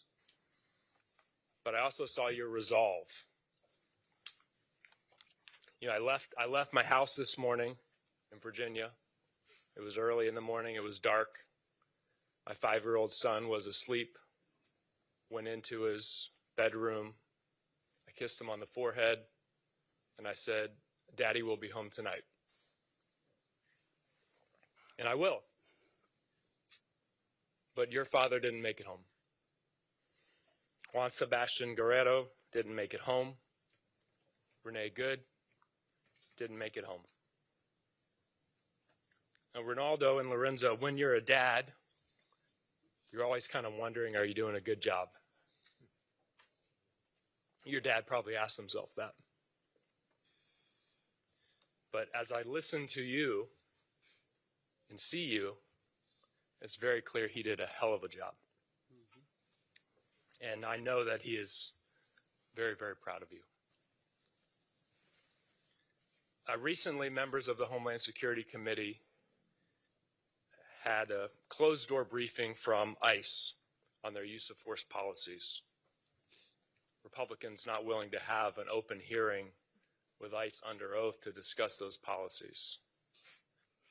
But one of the things we learned, astoundingly, to me at least, was that from January of 2025 to today, 18 months, only one single solitary ICE officer has been disciplined for violating their use of force policies. One officer. 22,000 ICE officers now, thousands of violent encounters, 6 deaths, one officer has been disciplined. That tells me this is an agency where accountability has broken down and an agency that is broken. And I want to ask Councilman Martinez, a year ago today, I was a local government elected official like yourself. You, with your colleagues, have an oversight responsibility of the Houston Police Department. Does that sound remotely plausible to you? That there can be 22,000 officers involved in thousands of encounters, many violent, that only once an ICE officer could have violated the agency's use of force policies in 18 months? Congressman, no. The Houston Police Department is a professional, trained organization, and something like that would not happen locally. And if the chief of police of the Houston Police Department came before your council and said that, what would you say to him? We would definitely be putting limitations on what he can do. DAT, you, I presume, have been involved in investigations of officer-involved shootings and use of force violations. What do you think about that? 22,000 officers, one disciplined by the agency in 18 months. As Councilmember Martinez said, the HPD is a good example. There are almost 6,000 sworn officers there in an 18-month period through an academy that is so rigorous, through a training program that is rigorous. We see more than that come across criminally in the DA's office because the agency holds those officers accountable and they strive for accountability. It stretches everything beyond comprehension to suggest that just once there's been an issue. Thank you both. Lorenzo, Ronaldo, thank you for your courage, for your voice in this important moment. You are doing an incredible service to your nation, and I thank you for it. Thank you, Mr. Chairman. Thank you, Congressmember. This ends the question period of this hearing. We want to thank the witnesses that came forward today. We want to thank the community for coming out and your steadfast support for this family. And with that, we will hear closing remarks from Congresswoman Sylvia Garcia. Thank you, Mr. Chairman, and I too want to thank all the witnesses today, and of course, thank them for their honesty, their courage, and your willingness to share your story, especially Mr. Salgado's sons. Share them with Congress and with the American people. I also want to thank every member of the community who is here and for supporting this family as we go through this process. I want to thank also Judge Lena Hidalgo and the entire county team headed by our former colleague, Erica Lee Carter, who is now the county administrator. Thank you for hosting us today and handling all the logistics. I want to thank Mayor Whitmire, who's still with us here today, and has been through a greater part of this hearing, because it's really going to take all of us working together. Today is just one hearing, but it's not the last hearing. Today was about making sure this community knows that no one will ever forget Mr. Salgado, and that we're not going to forget all the other deaths under the custody or in the control of ICE.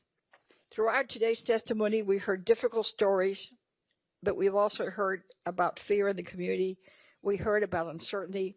We heard about families whose lives have been changed forever. I wish we had also heard from ICE and the Department of Homeland Security.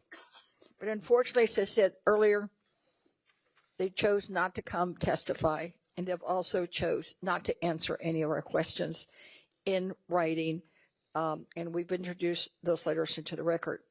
But their absence does not erase the questions that have been asked today. It does not erase what happened on July 7th, and it certainly does not erase Congress's responsibility to pursue the truth. The people of Houston deserve answers.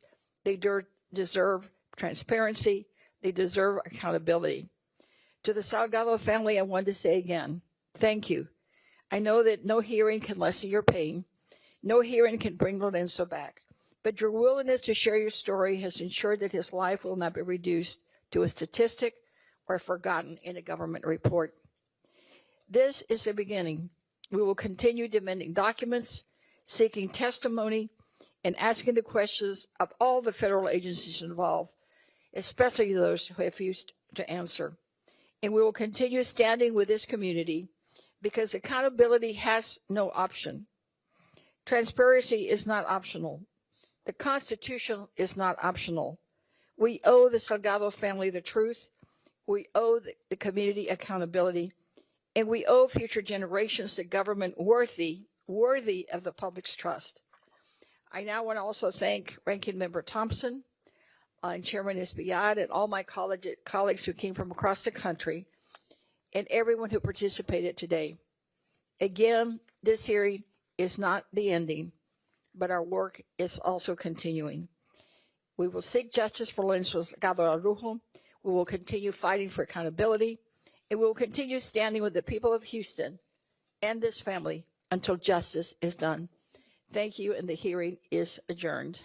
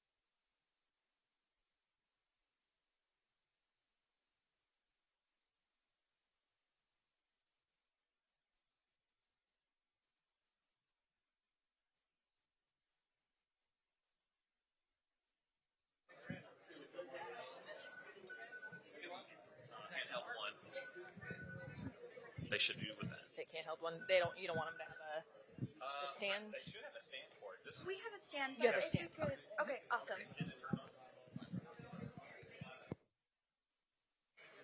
That's why they're all going back. We probably need to have somebody in the middle. Like, We got the lunch. There it is.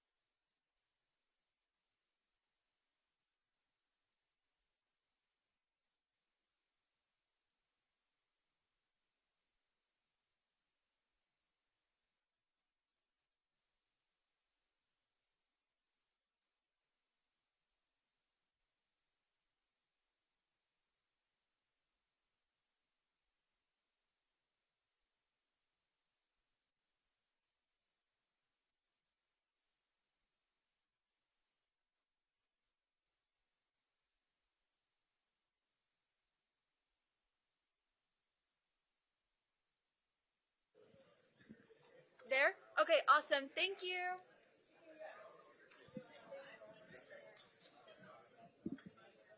Like that. Something like that. Okay.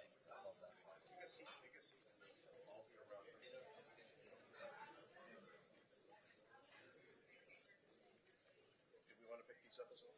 No.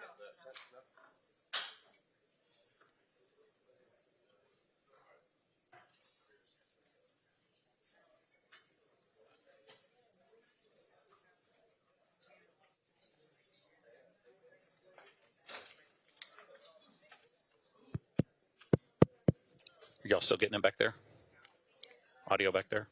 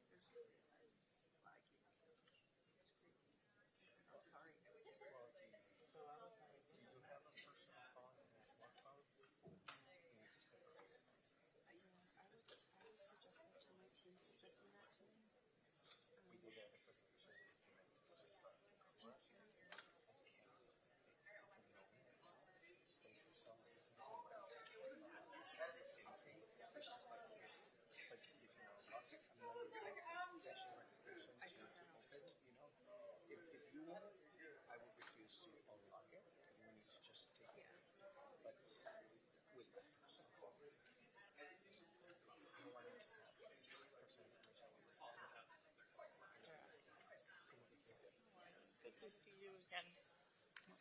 Muy bien. Thank you so much for everything that you do. Thank y'all for being here this morning. I'm Sylvia Garcia, here from Houston, where the tragic killing of Mr. Salgado occurred.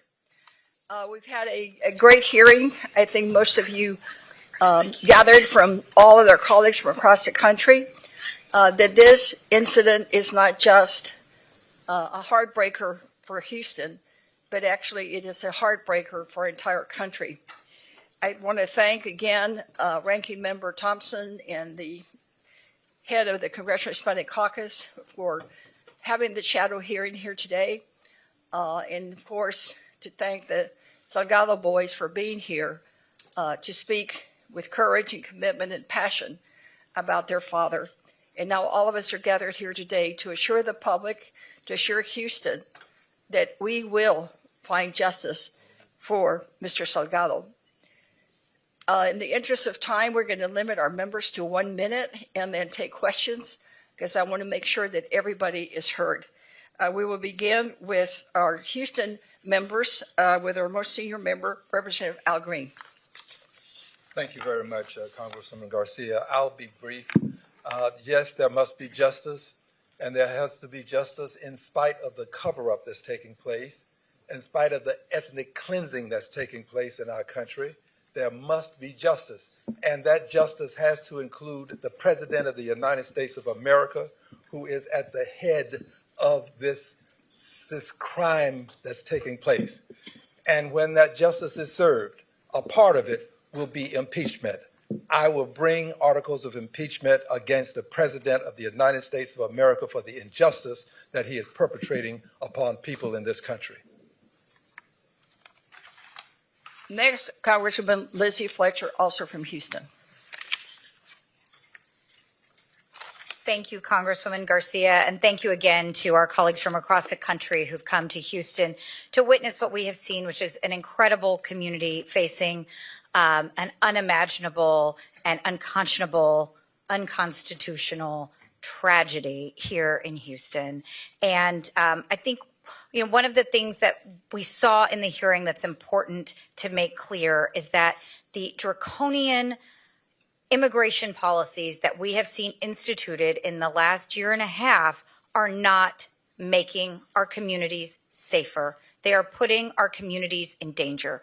They are completely inconsistent with accepted law enforcement practices, and this has to come to an end. And so I'm so grateful for everyone who's here today. I'm grateful to you, Congressman Garcia, for your leadership, and we are all here to ensure that justice is done. Thank you.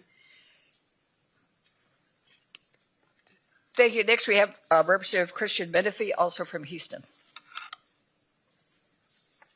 Thank you, Congresswoman Garcia. ICE is the most well-funded law enforcement agency in this country. But what we found out at this hearing today, and what we've known for a couple of weeks, is that they are failing to do the basic requirements of law enforcement. The officers who killed Mr. Salgado Araujo did not have body-worn cameras. They shot into a moving vehicle despite there being no evidence that they absolutely had to do so to protect their lives. And we've seen across the country, they are masked instead of showing their identity to the people in our communities. Congress needs to fully investigate ICE. We've seen the president pinch pennies on SNAP benefits. He's pinched pennies on veterans benefits. If we're going to be spending all this money on ICE, we need to be in a position to hold them accountable. And when Democrats take the House back in January, I fully expect that the investigations will begin. Thank you. Next, the chair of the Congressional Hispanic Caucus, Adriano Espaillat of New York. Thank you, Congresswoman Garcia. A crime has been committed, and there is a cover-up. ICE is not here. DHS is not here. The FBI is not here, all of which were duly invited. And what we heard from the district attorney of Harris County is that there is no cooperation whatsoever with these federal agencies and his investigation. So we will hold these agencies accountable. We will continue our oversight duties, and the money given to ICE, $113 billion, must be rescinded, must be clawed back. This is a horrendous injustice. Thank you. Next is Representative Barragan of California.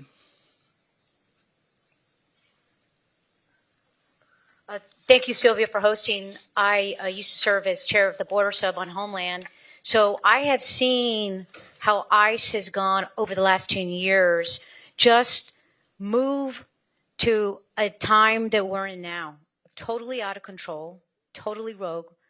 It's an agency that doesn't have the same standards as your local police department hiring standards and use of force standards. Your local police has to show their name. They don't have masks on. They wear body cameras. What was most disturbing of what we heard today was what the DA said over and over again. They are not getting the full cooperation to get everything that they need to investigate this, because we need to make clear that nobody is above the law, not ICE officers, nobody. Everything needs to be investigated, and we need to bring justice to this family. And this is not the only family. There's families in Maine, the family of Renee Good, the family of Alex Preddy, and the list goes on and on. And so we need to continue to highlight these stories because this president, this administration, and this agency is not going after serious criminal offenders like they promised. They're going after our brothers, our sisters. We heard today a good man who was just going to work, who's been in Houston for decades. So we will continue to fight for justice. Thank you. Thank you, Ed. Next up is Representative Castro of San Antonio, Texas. Under Donald Trump, ICE has become an abusive and rogue organization that I believe should be disbanded. There has been brutality on the streets. We have seen American citizens killed, as well as good, hardworking people like Lorenzo. We've also seen a brutality inside the prison walls of places like Dilley and Carnes and Pearsall and detention centers across the country where others have died as well. We're living in a very ugly time because of Donald Trump's mass deportation campaign. The question is, what will we do about it? Will there be justice for Lorenzo and others? And will there be accountability for those who have violated and broken the law? The answer must be yes in our country. And I look forward to working with all of my colleagues to pursue it. I think in this room, it's probably a unanimous yes, Congressman. Next up is Andrea Salinas. Representative Salinas is from Oregon. Well, good afternoon, and thank you to my colleagues for bringing us here today. I am Andrea Salinas from the great state of Oregon's Willamette Valley, and I'm here today for the Salgado family. I'm here to say sorry that their government could not protect their father. Not only could they not protect him, they killed him. This is happening too often, and we learned today that only one ICE agent has been investigated, yet we know of 8 killings. This is not justice. That is why we're here today.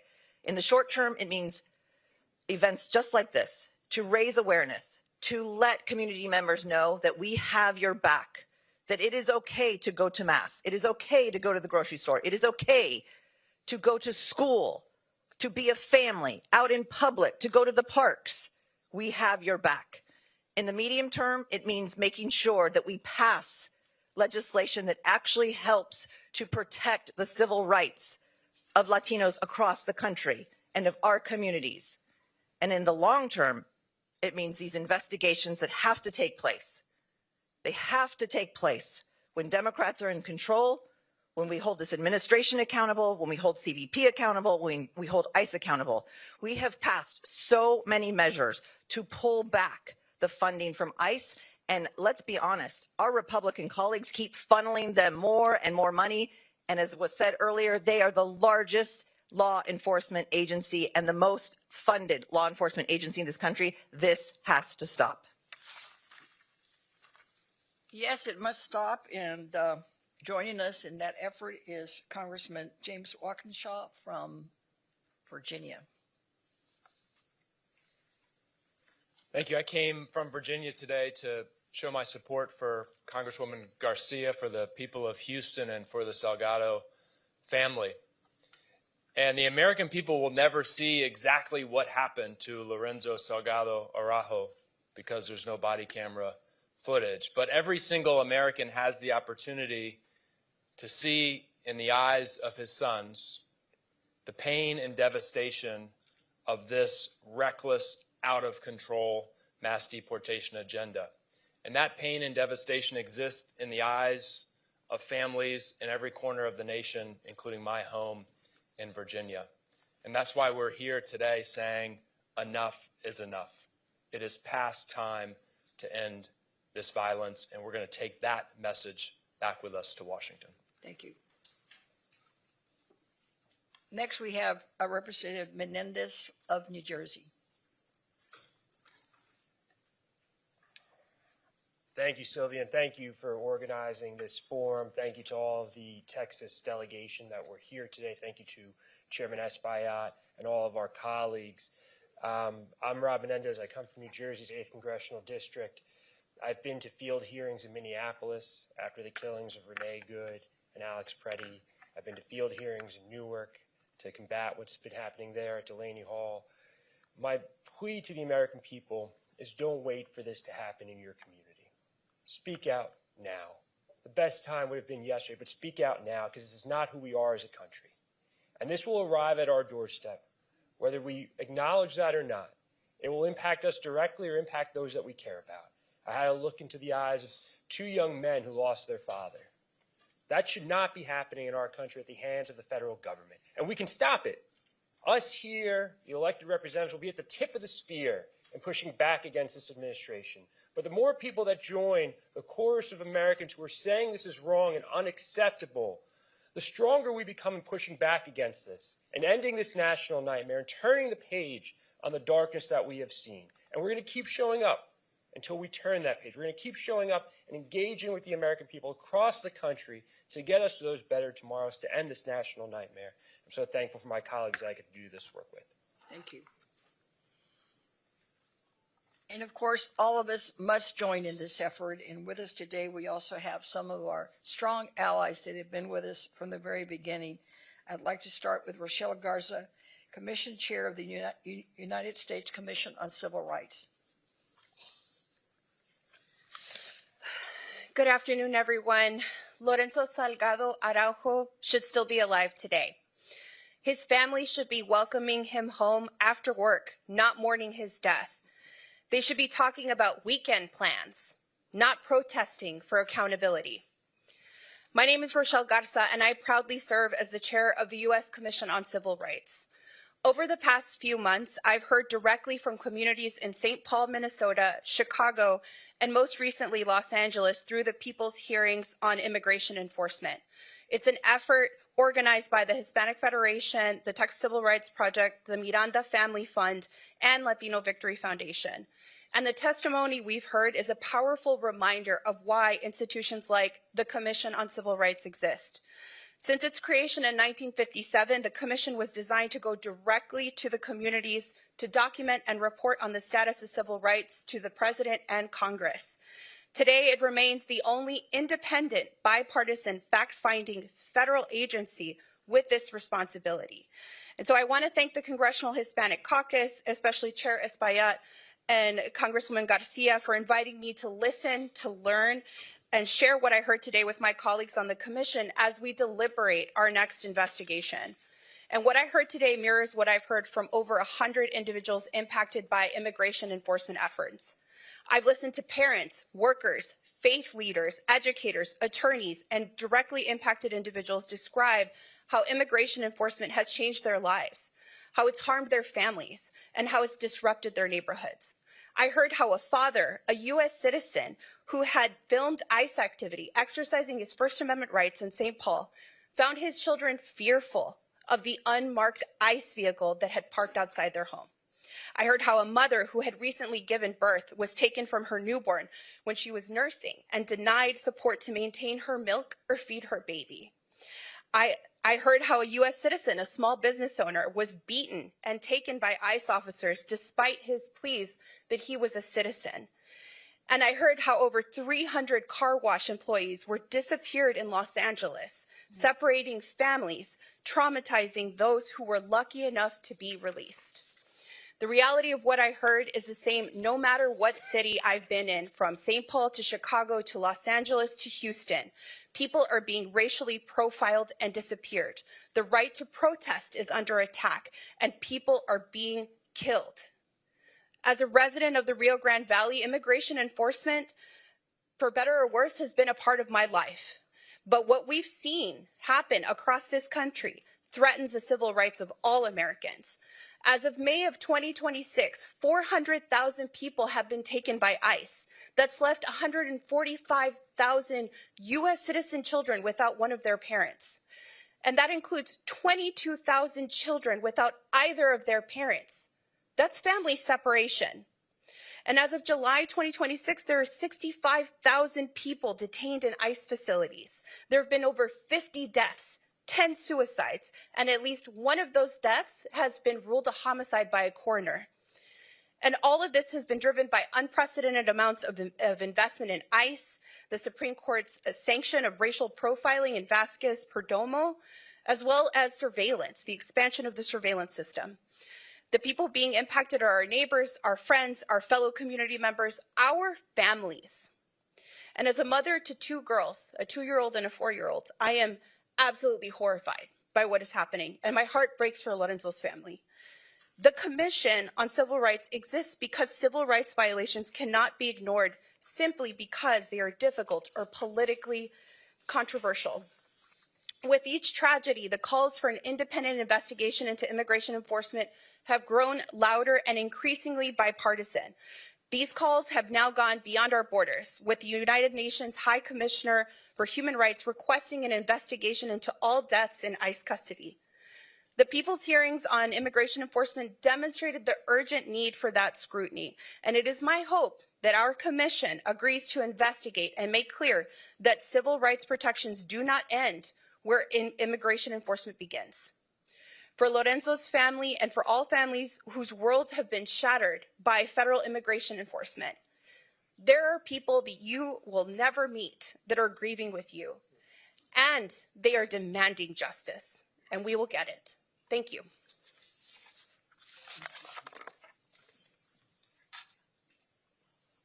Thank you so much, and we all look forward to working with you to ensure that the commission does act and do that investigation, because it is sorely, sorely needed. Next up, we have Rafael Colasso, Senior Director of Political Campaigns and Executive Director, Unidos U.S. Action Fund, and Eric Olguin, Unidos U.S. Texas State Director. Thank you, Congresswoman. On behalf of Unidos U.S.,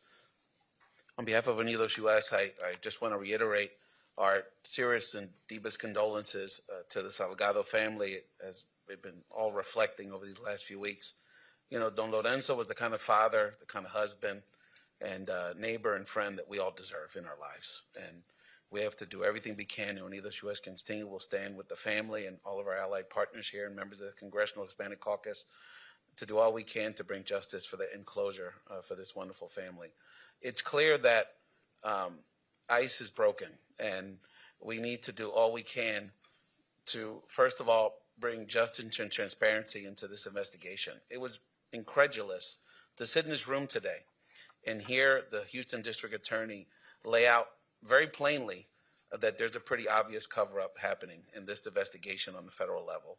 And so we need to not only bring justice to this and transparency to this investigation, but we have to support the members of the CHC, our allied partners in Congress, our allied partners around the country, to truly rein in this unjust organization in our federal immigration system, so that they go by the same training standards and best practices of law enforcement that every other law enforcement agency across the country abides by.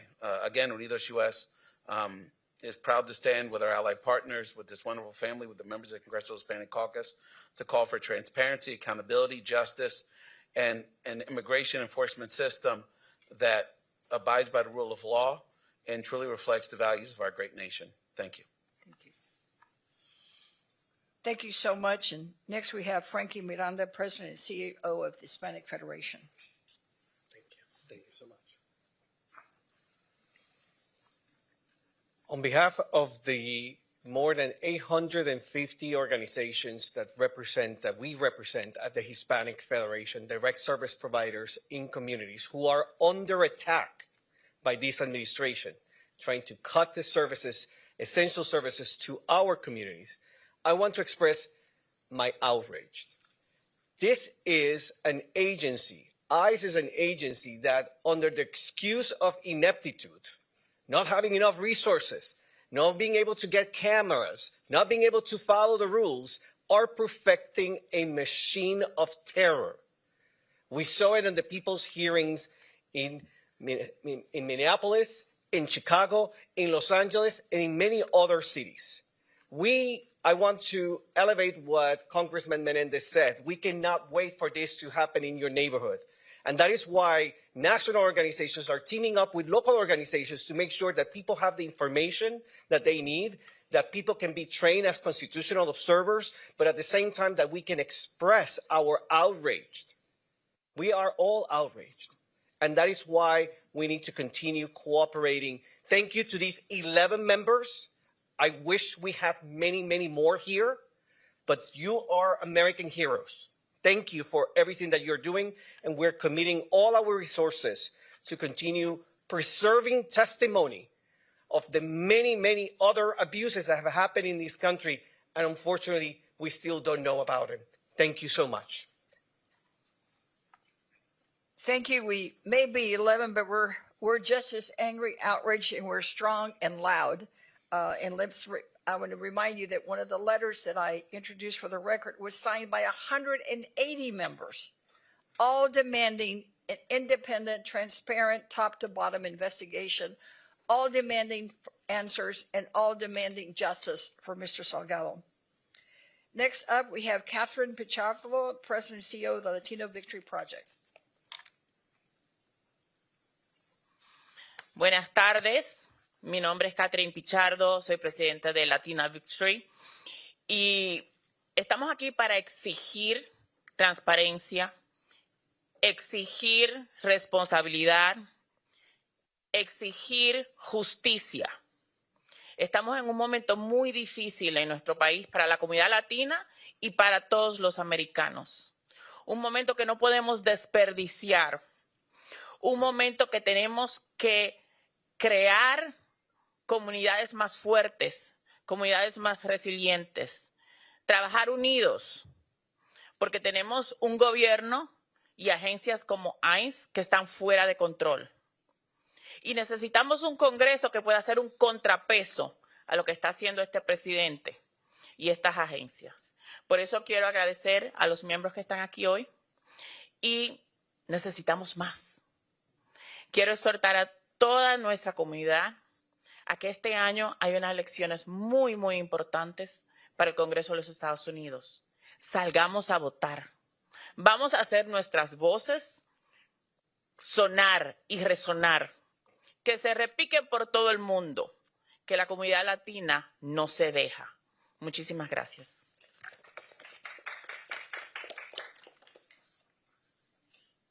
Next we have Diana Isa, Texas State Director, Mi Familia Vota. Good afternoon, everybody. I'm no politician, but I am here on behalf of the community, a community that has really shown up for the Salgado family, but a community that is also outraged by all of the attacks that our communities have seen under this administration.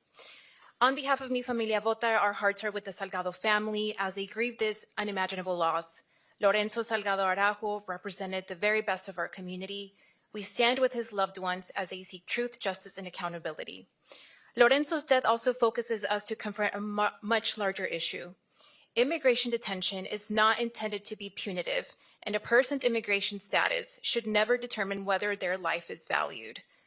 Yet too many people are dying in ICE detention, at least 21 already this year, and too many others have lost their lives during immigration enforcement operations. As we have heard today, ICE and DHS's initial account of what happened to Lorenzo does not align with the reality described by those that were here today. We know now that the 3 eyewitnesses who were in the vehicle have stated that Lorenzo stopped the car, put it in park, and fire was still put upon. This is not an isolated incident. Too often, initial accounts from ICE and DHS are later contradicted by video evidence, witness testimony, or findings in court. Time and time again, we have seen cases where the facts ultimately tell a very different story than the one presented to the public. Lorenzo's family, the people of Houston, and the American people deserve a full and transparent investigation, as we have heard over and over again.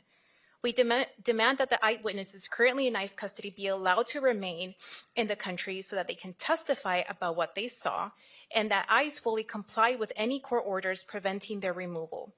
We also deserve to know how the initial public narrative was created and approved. Public trust depends on transparency, and the trust has been seriously damaged. Aggressive enforcement tactics that undermine constitutional rights and due process make every community less safe. Immigration enforcement must respect the Constitution, the rule of law, and the dignity of every human life.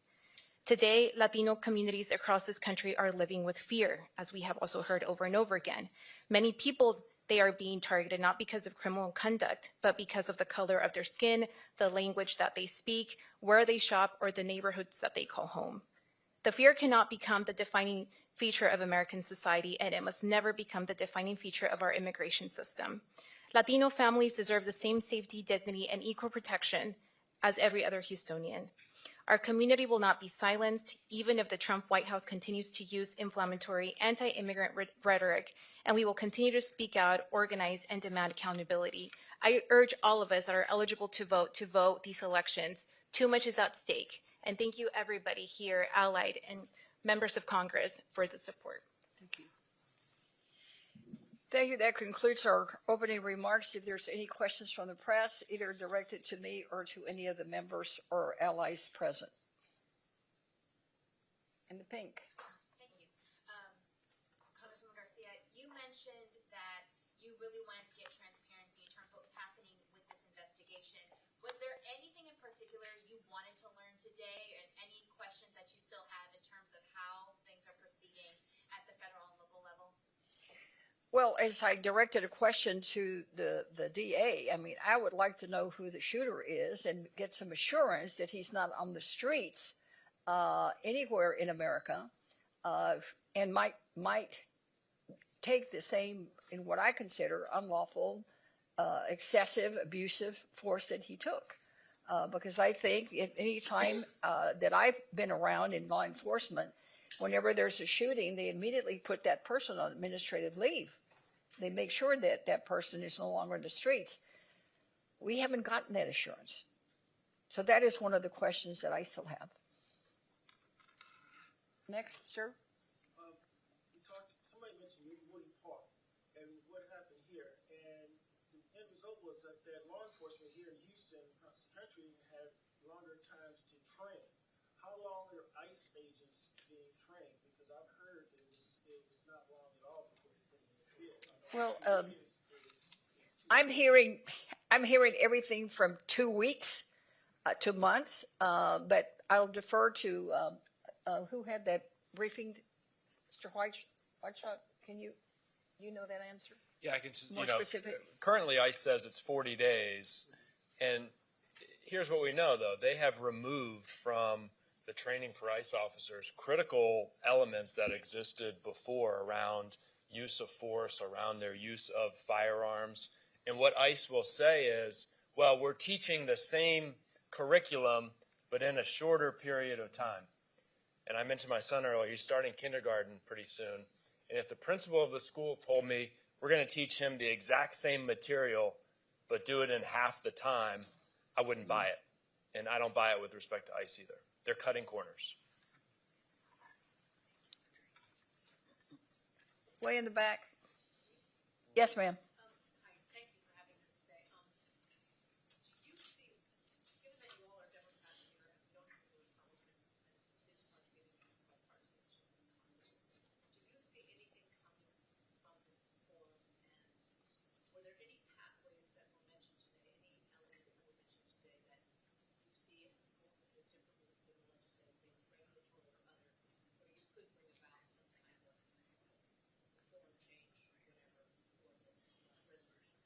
Well, I think one of the things you'll see is what we've already done. I mean, we put out a 10-point plan for reforms in ICE. We also all have committed to not providing one more penny of funding for ICE. Those are all real concrete things that we're already doing. And I think all of us here gathered today represent, probably 7 or 8 different committees. And I can tell you that all the committees of jurisdiction are already looking at what they can do. So yes, this will result in more. And as I stated earlier, this is just one hearing. There will be more requests for documents. There will be more. We will keep the heat on. We're not going to just let this go away or try to have anybody pull it under the rug or cover it up. We will continue the fight. Any other member would like to add to that from any of the committees of jurisdiction? Well, we'll go on to the next one. Yes, sir. Congresswoman Garcia, you mentioned those letters that have been sent to ICE that haven't been responded to. You noted obviously also that they're not here today. If they're not responding to members of Congress now, what makes you think that will change? Well, I'm very hopeful that November will change things, and we will be able to get some answers. I was, in the interest of full disclosure, I did have a conversation with the acting director of ICE, and that is when he committed that there would be body cameras on all agents in the field by the end of this month. Later, I had a conversation with the Secretary of DHS, Department of Homeland Security. He indicated that was too soon, they needed enough time, so now he's saying 45 to 90 days. So even if we manage to make sure that they do it, that will be, frankly, a big win, because right now we have nothing. So I want to make sure that the public understands that it may be small steps, but we will get there, because we're not going to get stopped until we get justice for Mr. Salgado and some changes in ICE, period, full stop. Let me add something. Sure. Thank you. The Honorable Bennie Thompson was here today. He is currently the ranking member of Homeland Security, the committee in Congress. And as such, he has sent a letter to the head of ICE as well as DHS, I suppose.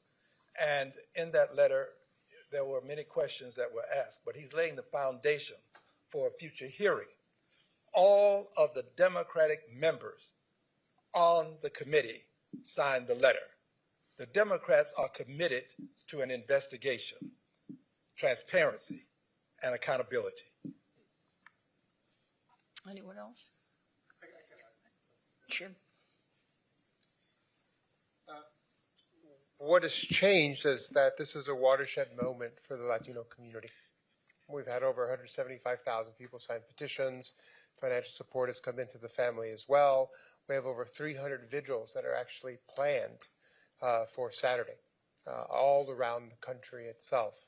And so post-Preddy and post-Ray Nicole Good, folks kind of lost attention to what was happening, but the detentions, the deportations effectively continued.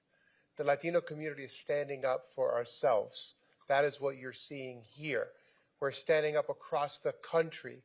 Over 20,000 people in Houston alone signed that petition, which I delivered to the mayor this morning.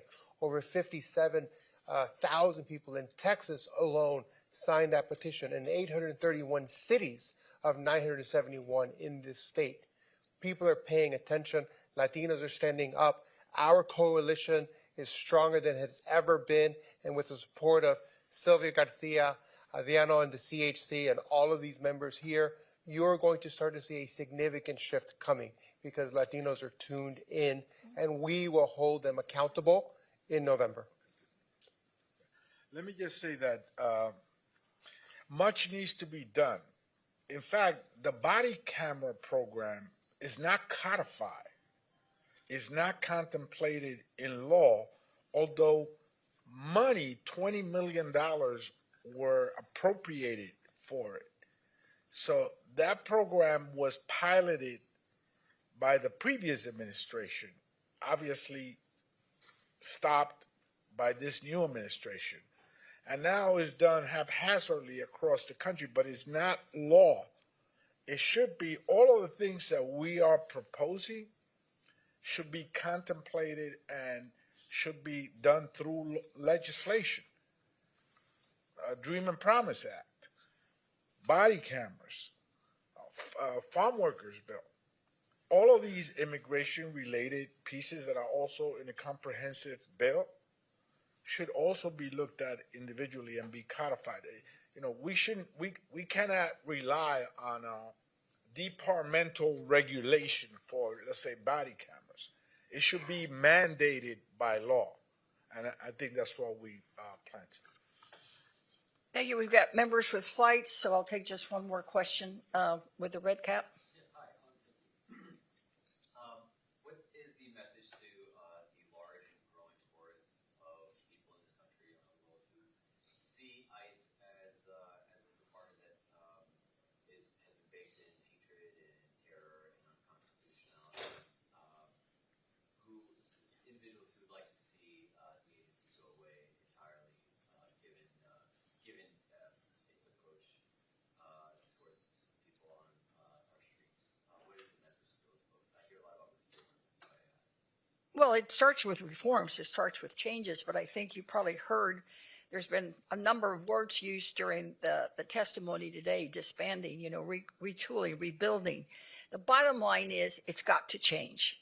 What it's doing now is unacceptable, it's un-American, it's unconstitutional, it's humane, and it's unchristian. And we will work hard to make sure we get that done. Now, what will result, hopefully, will be a just, humane immigration system. People have to remember that immigration, violation of immigration law by in itself is not a crime.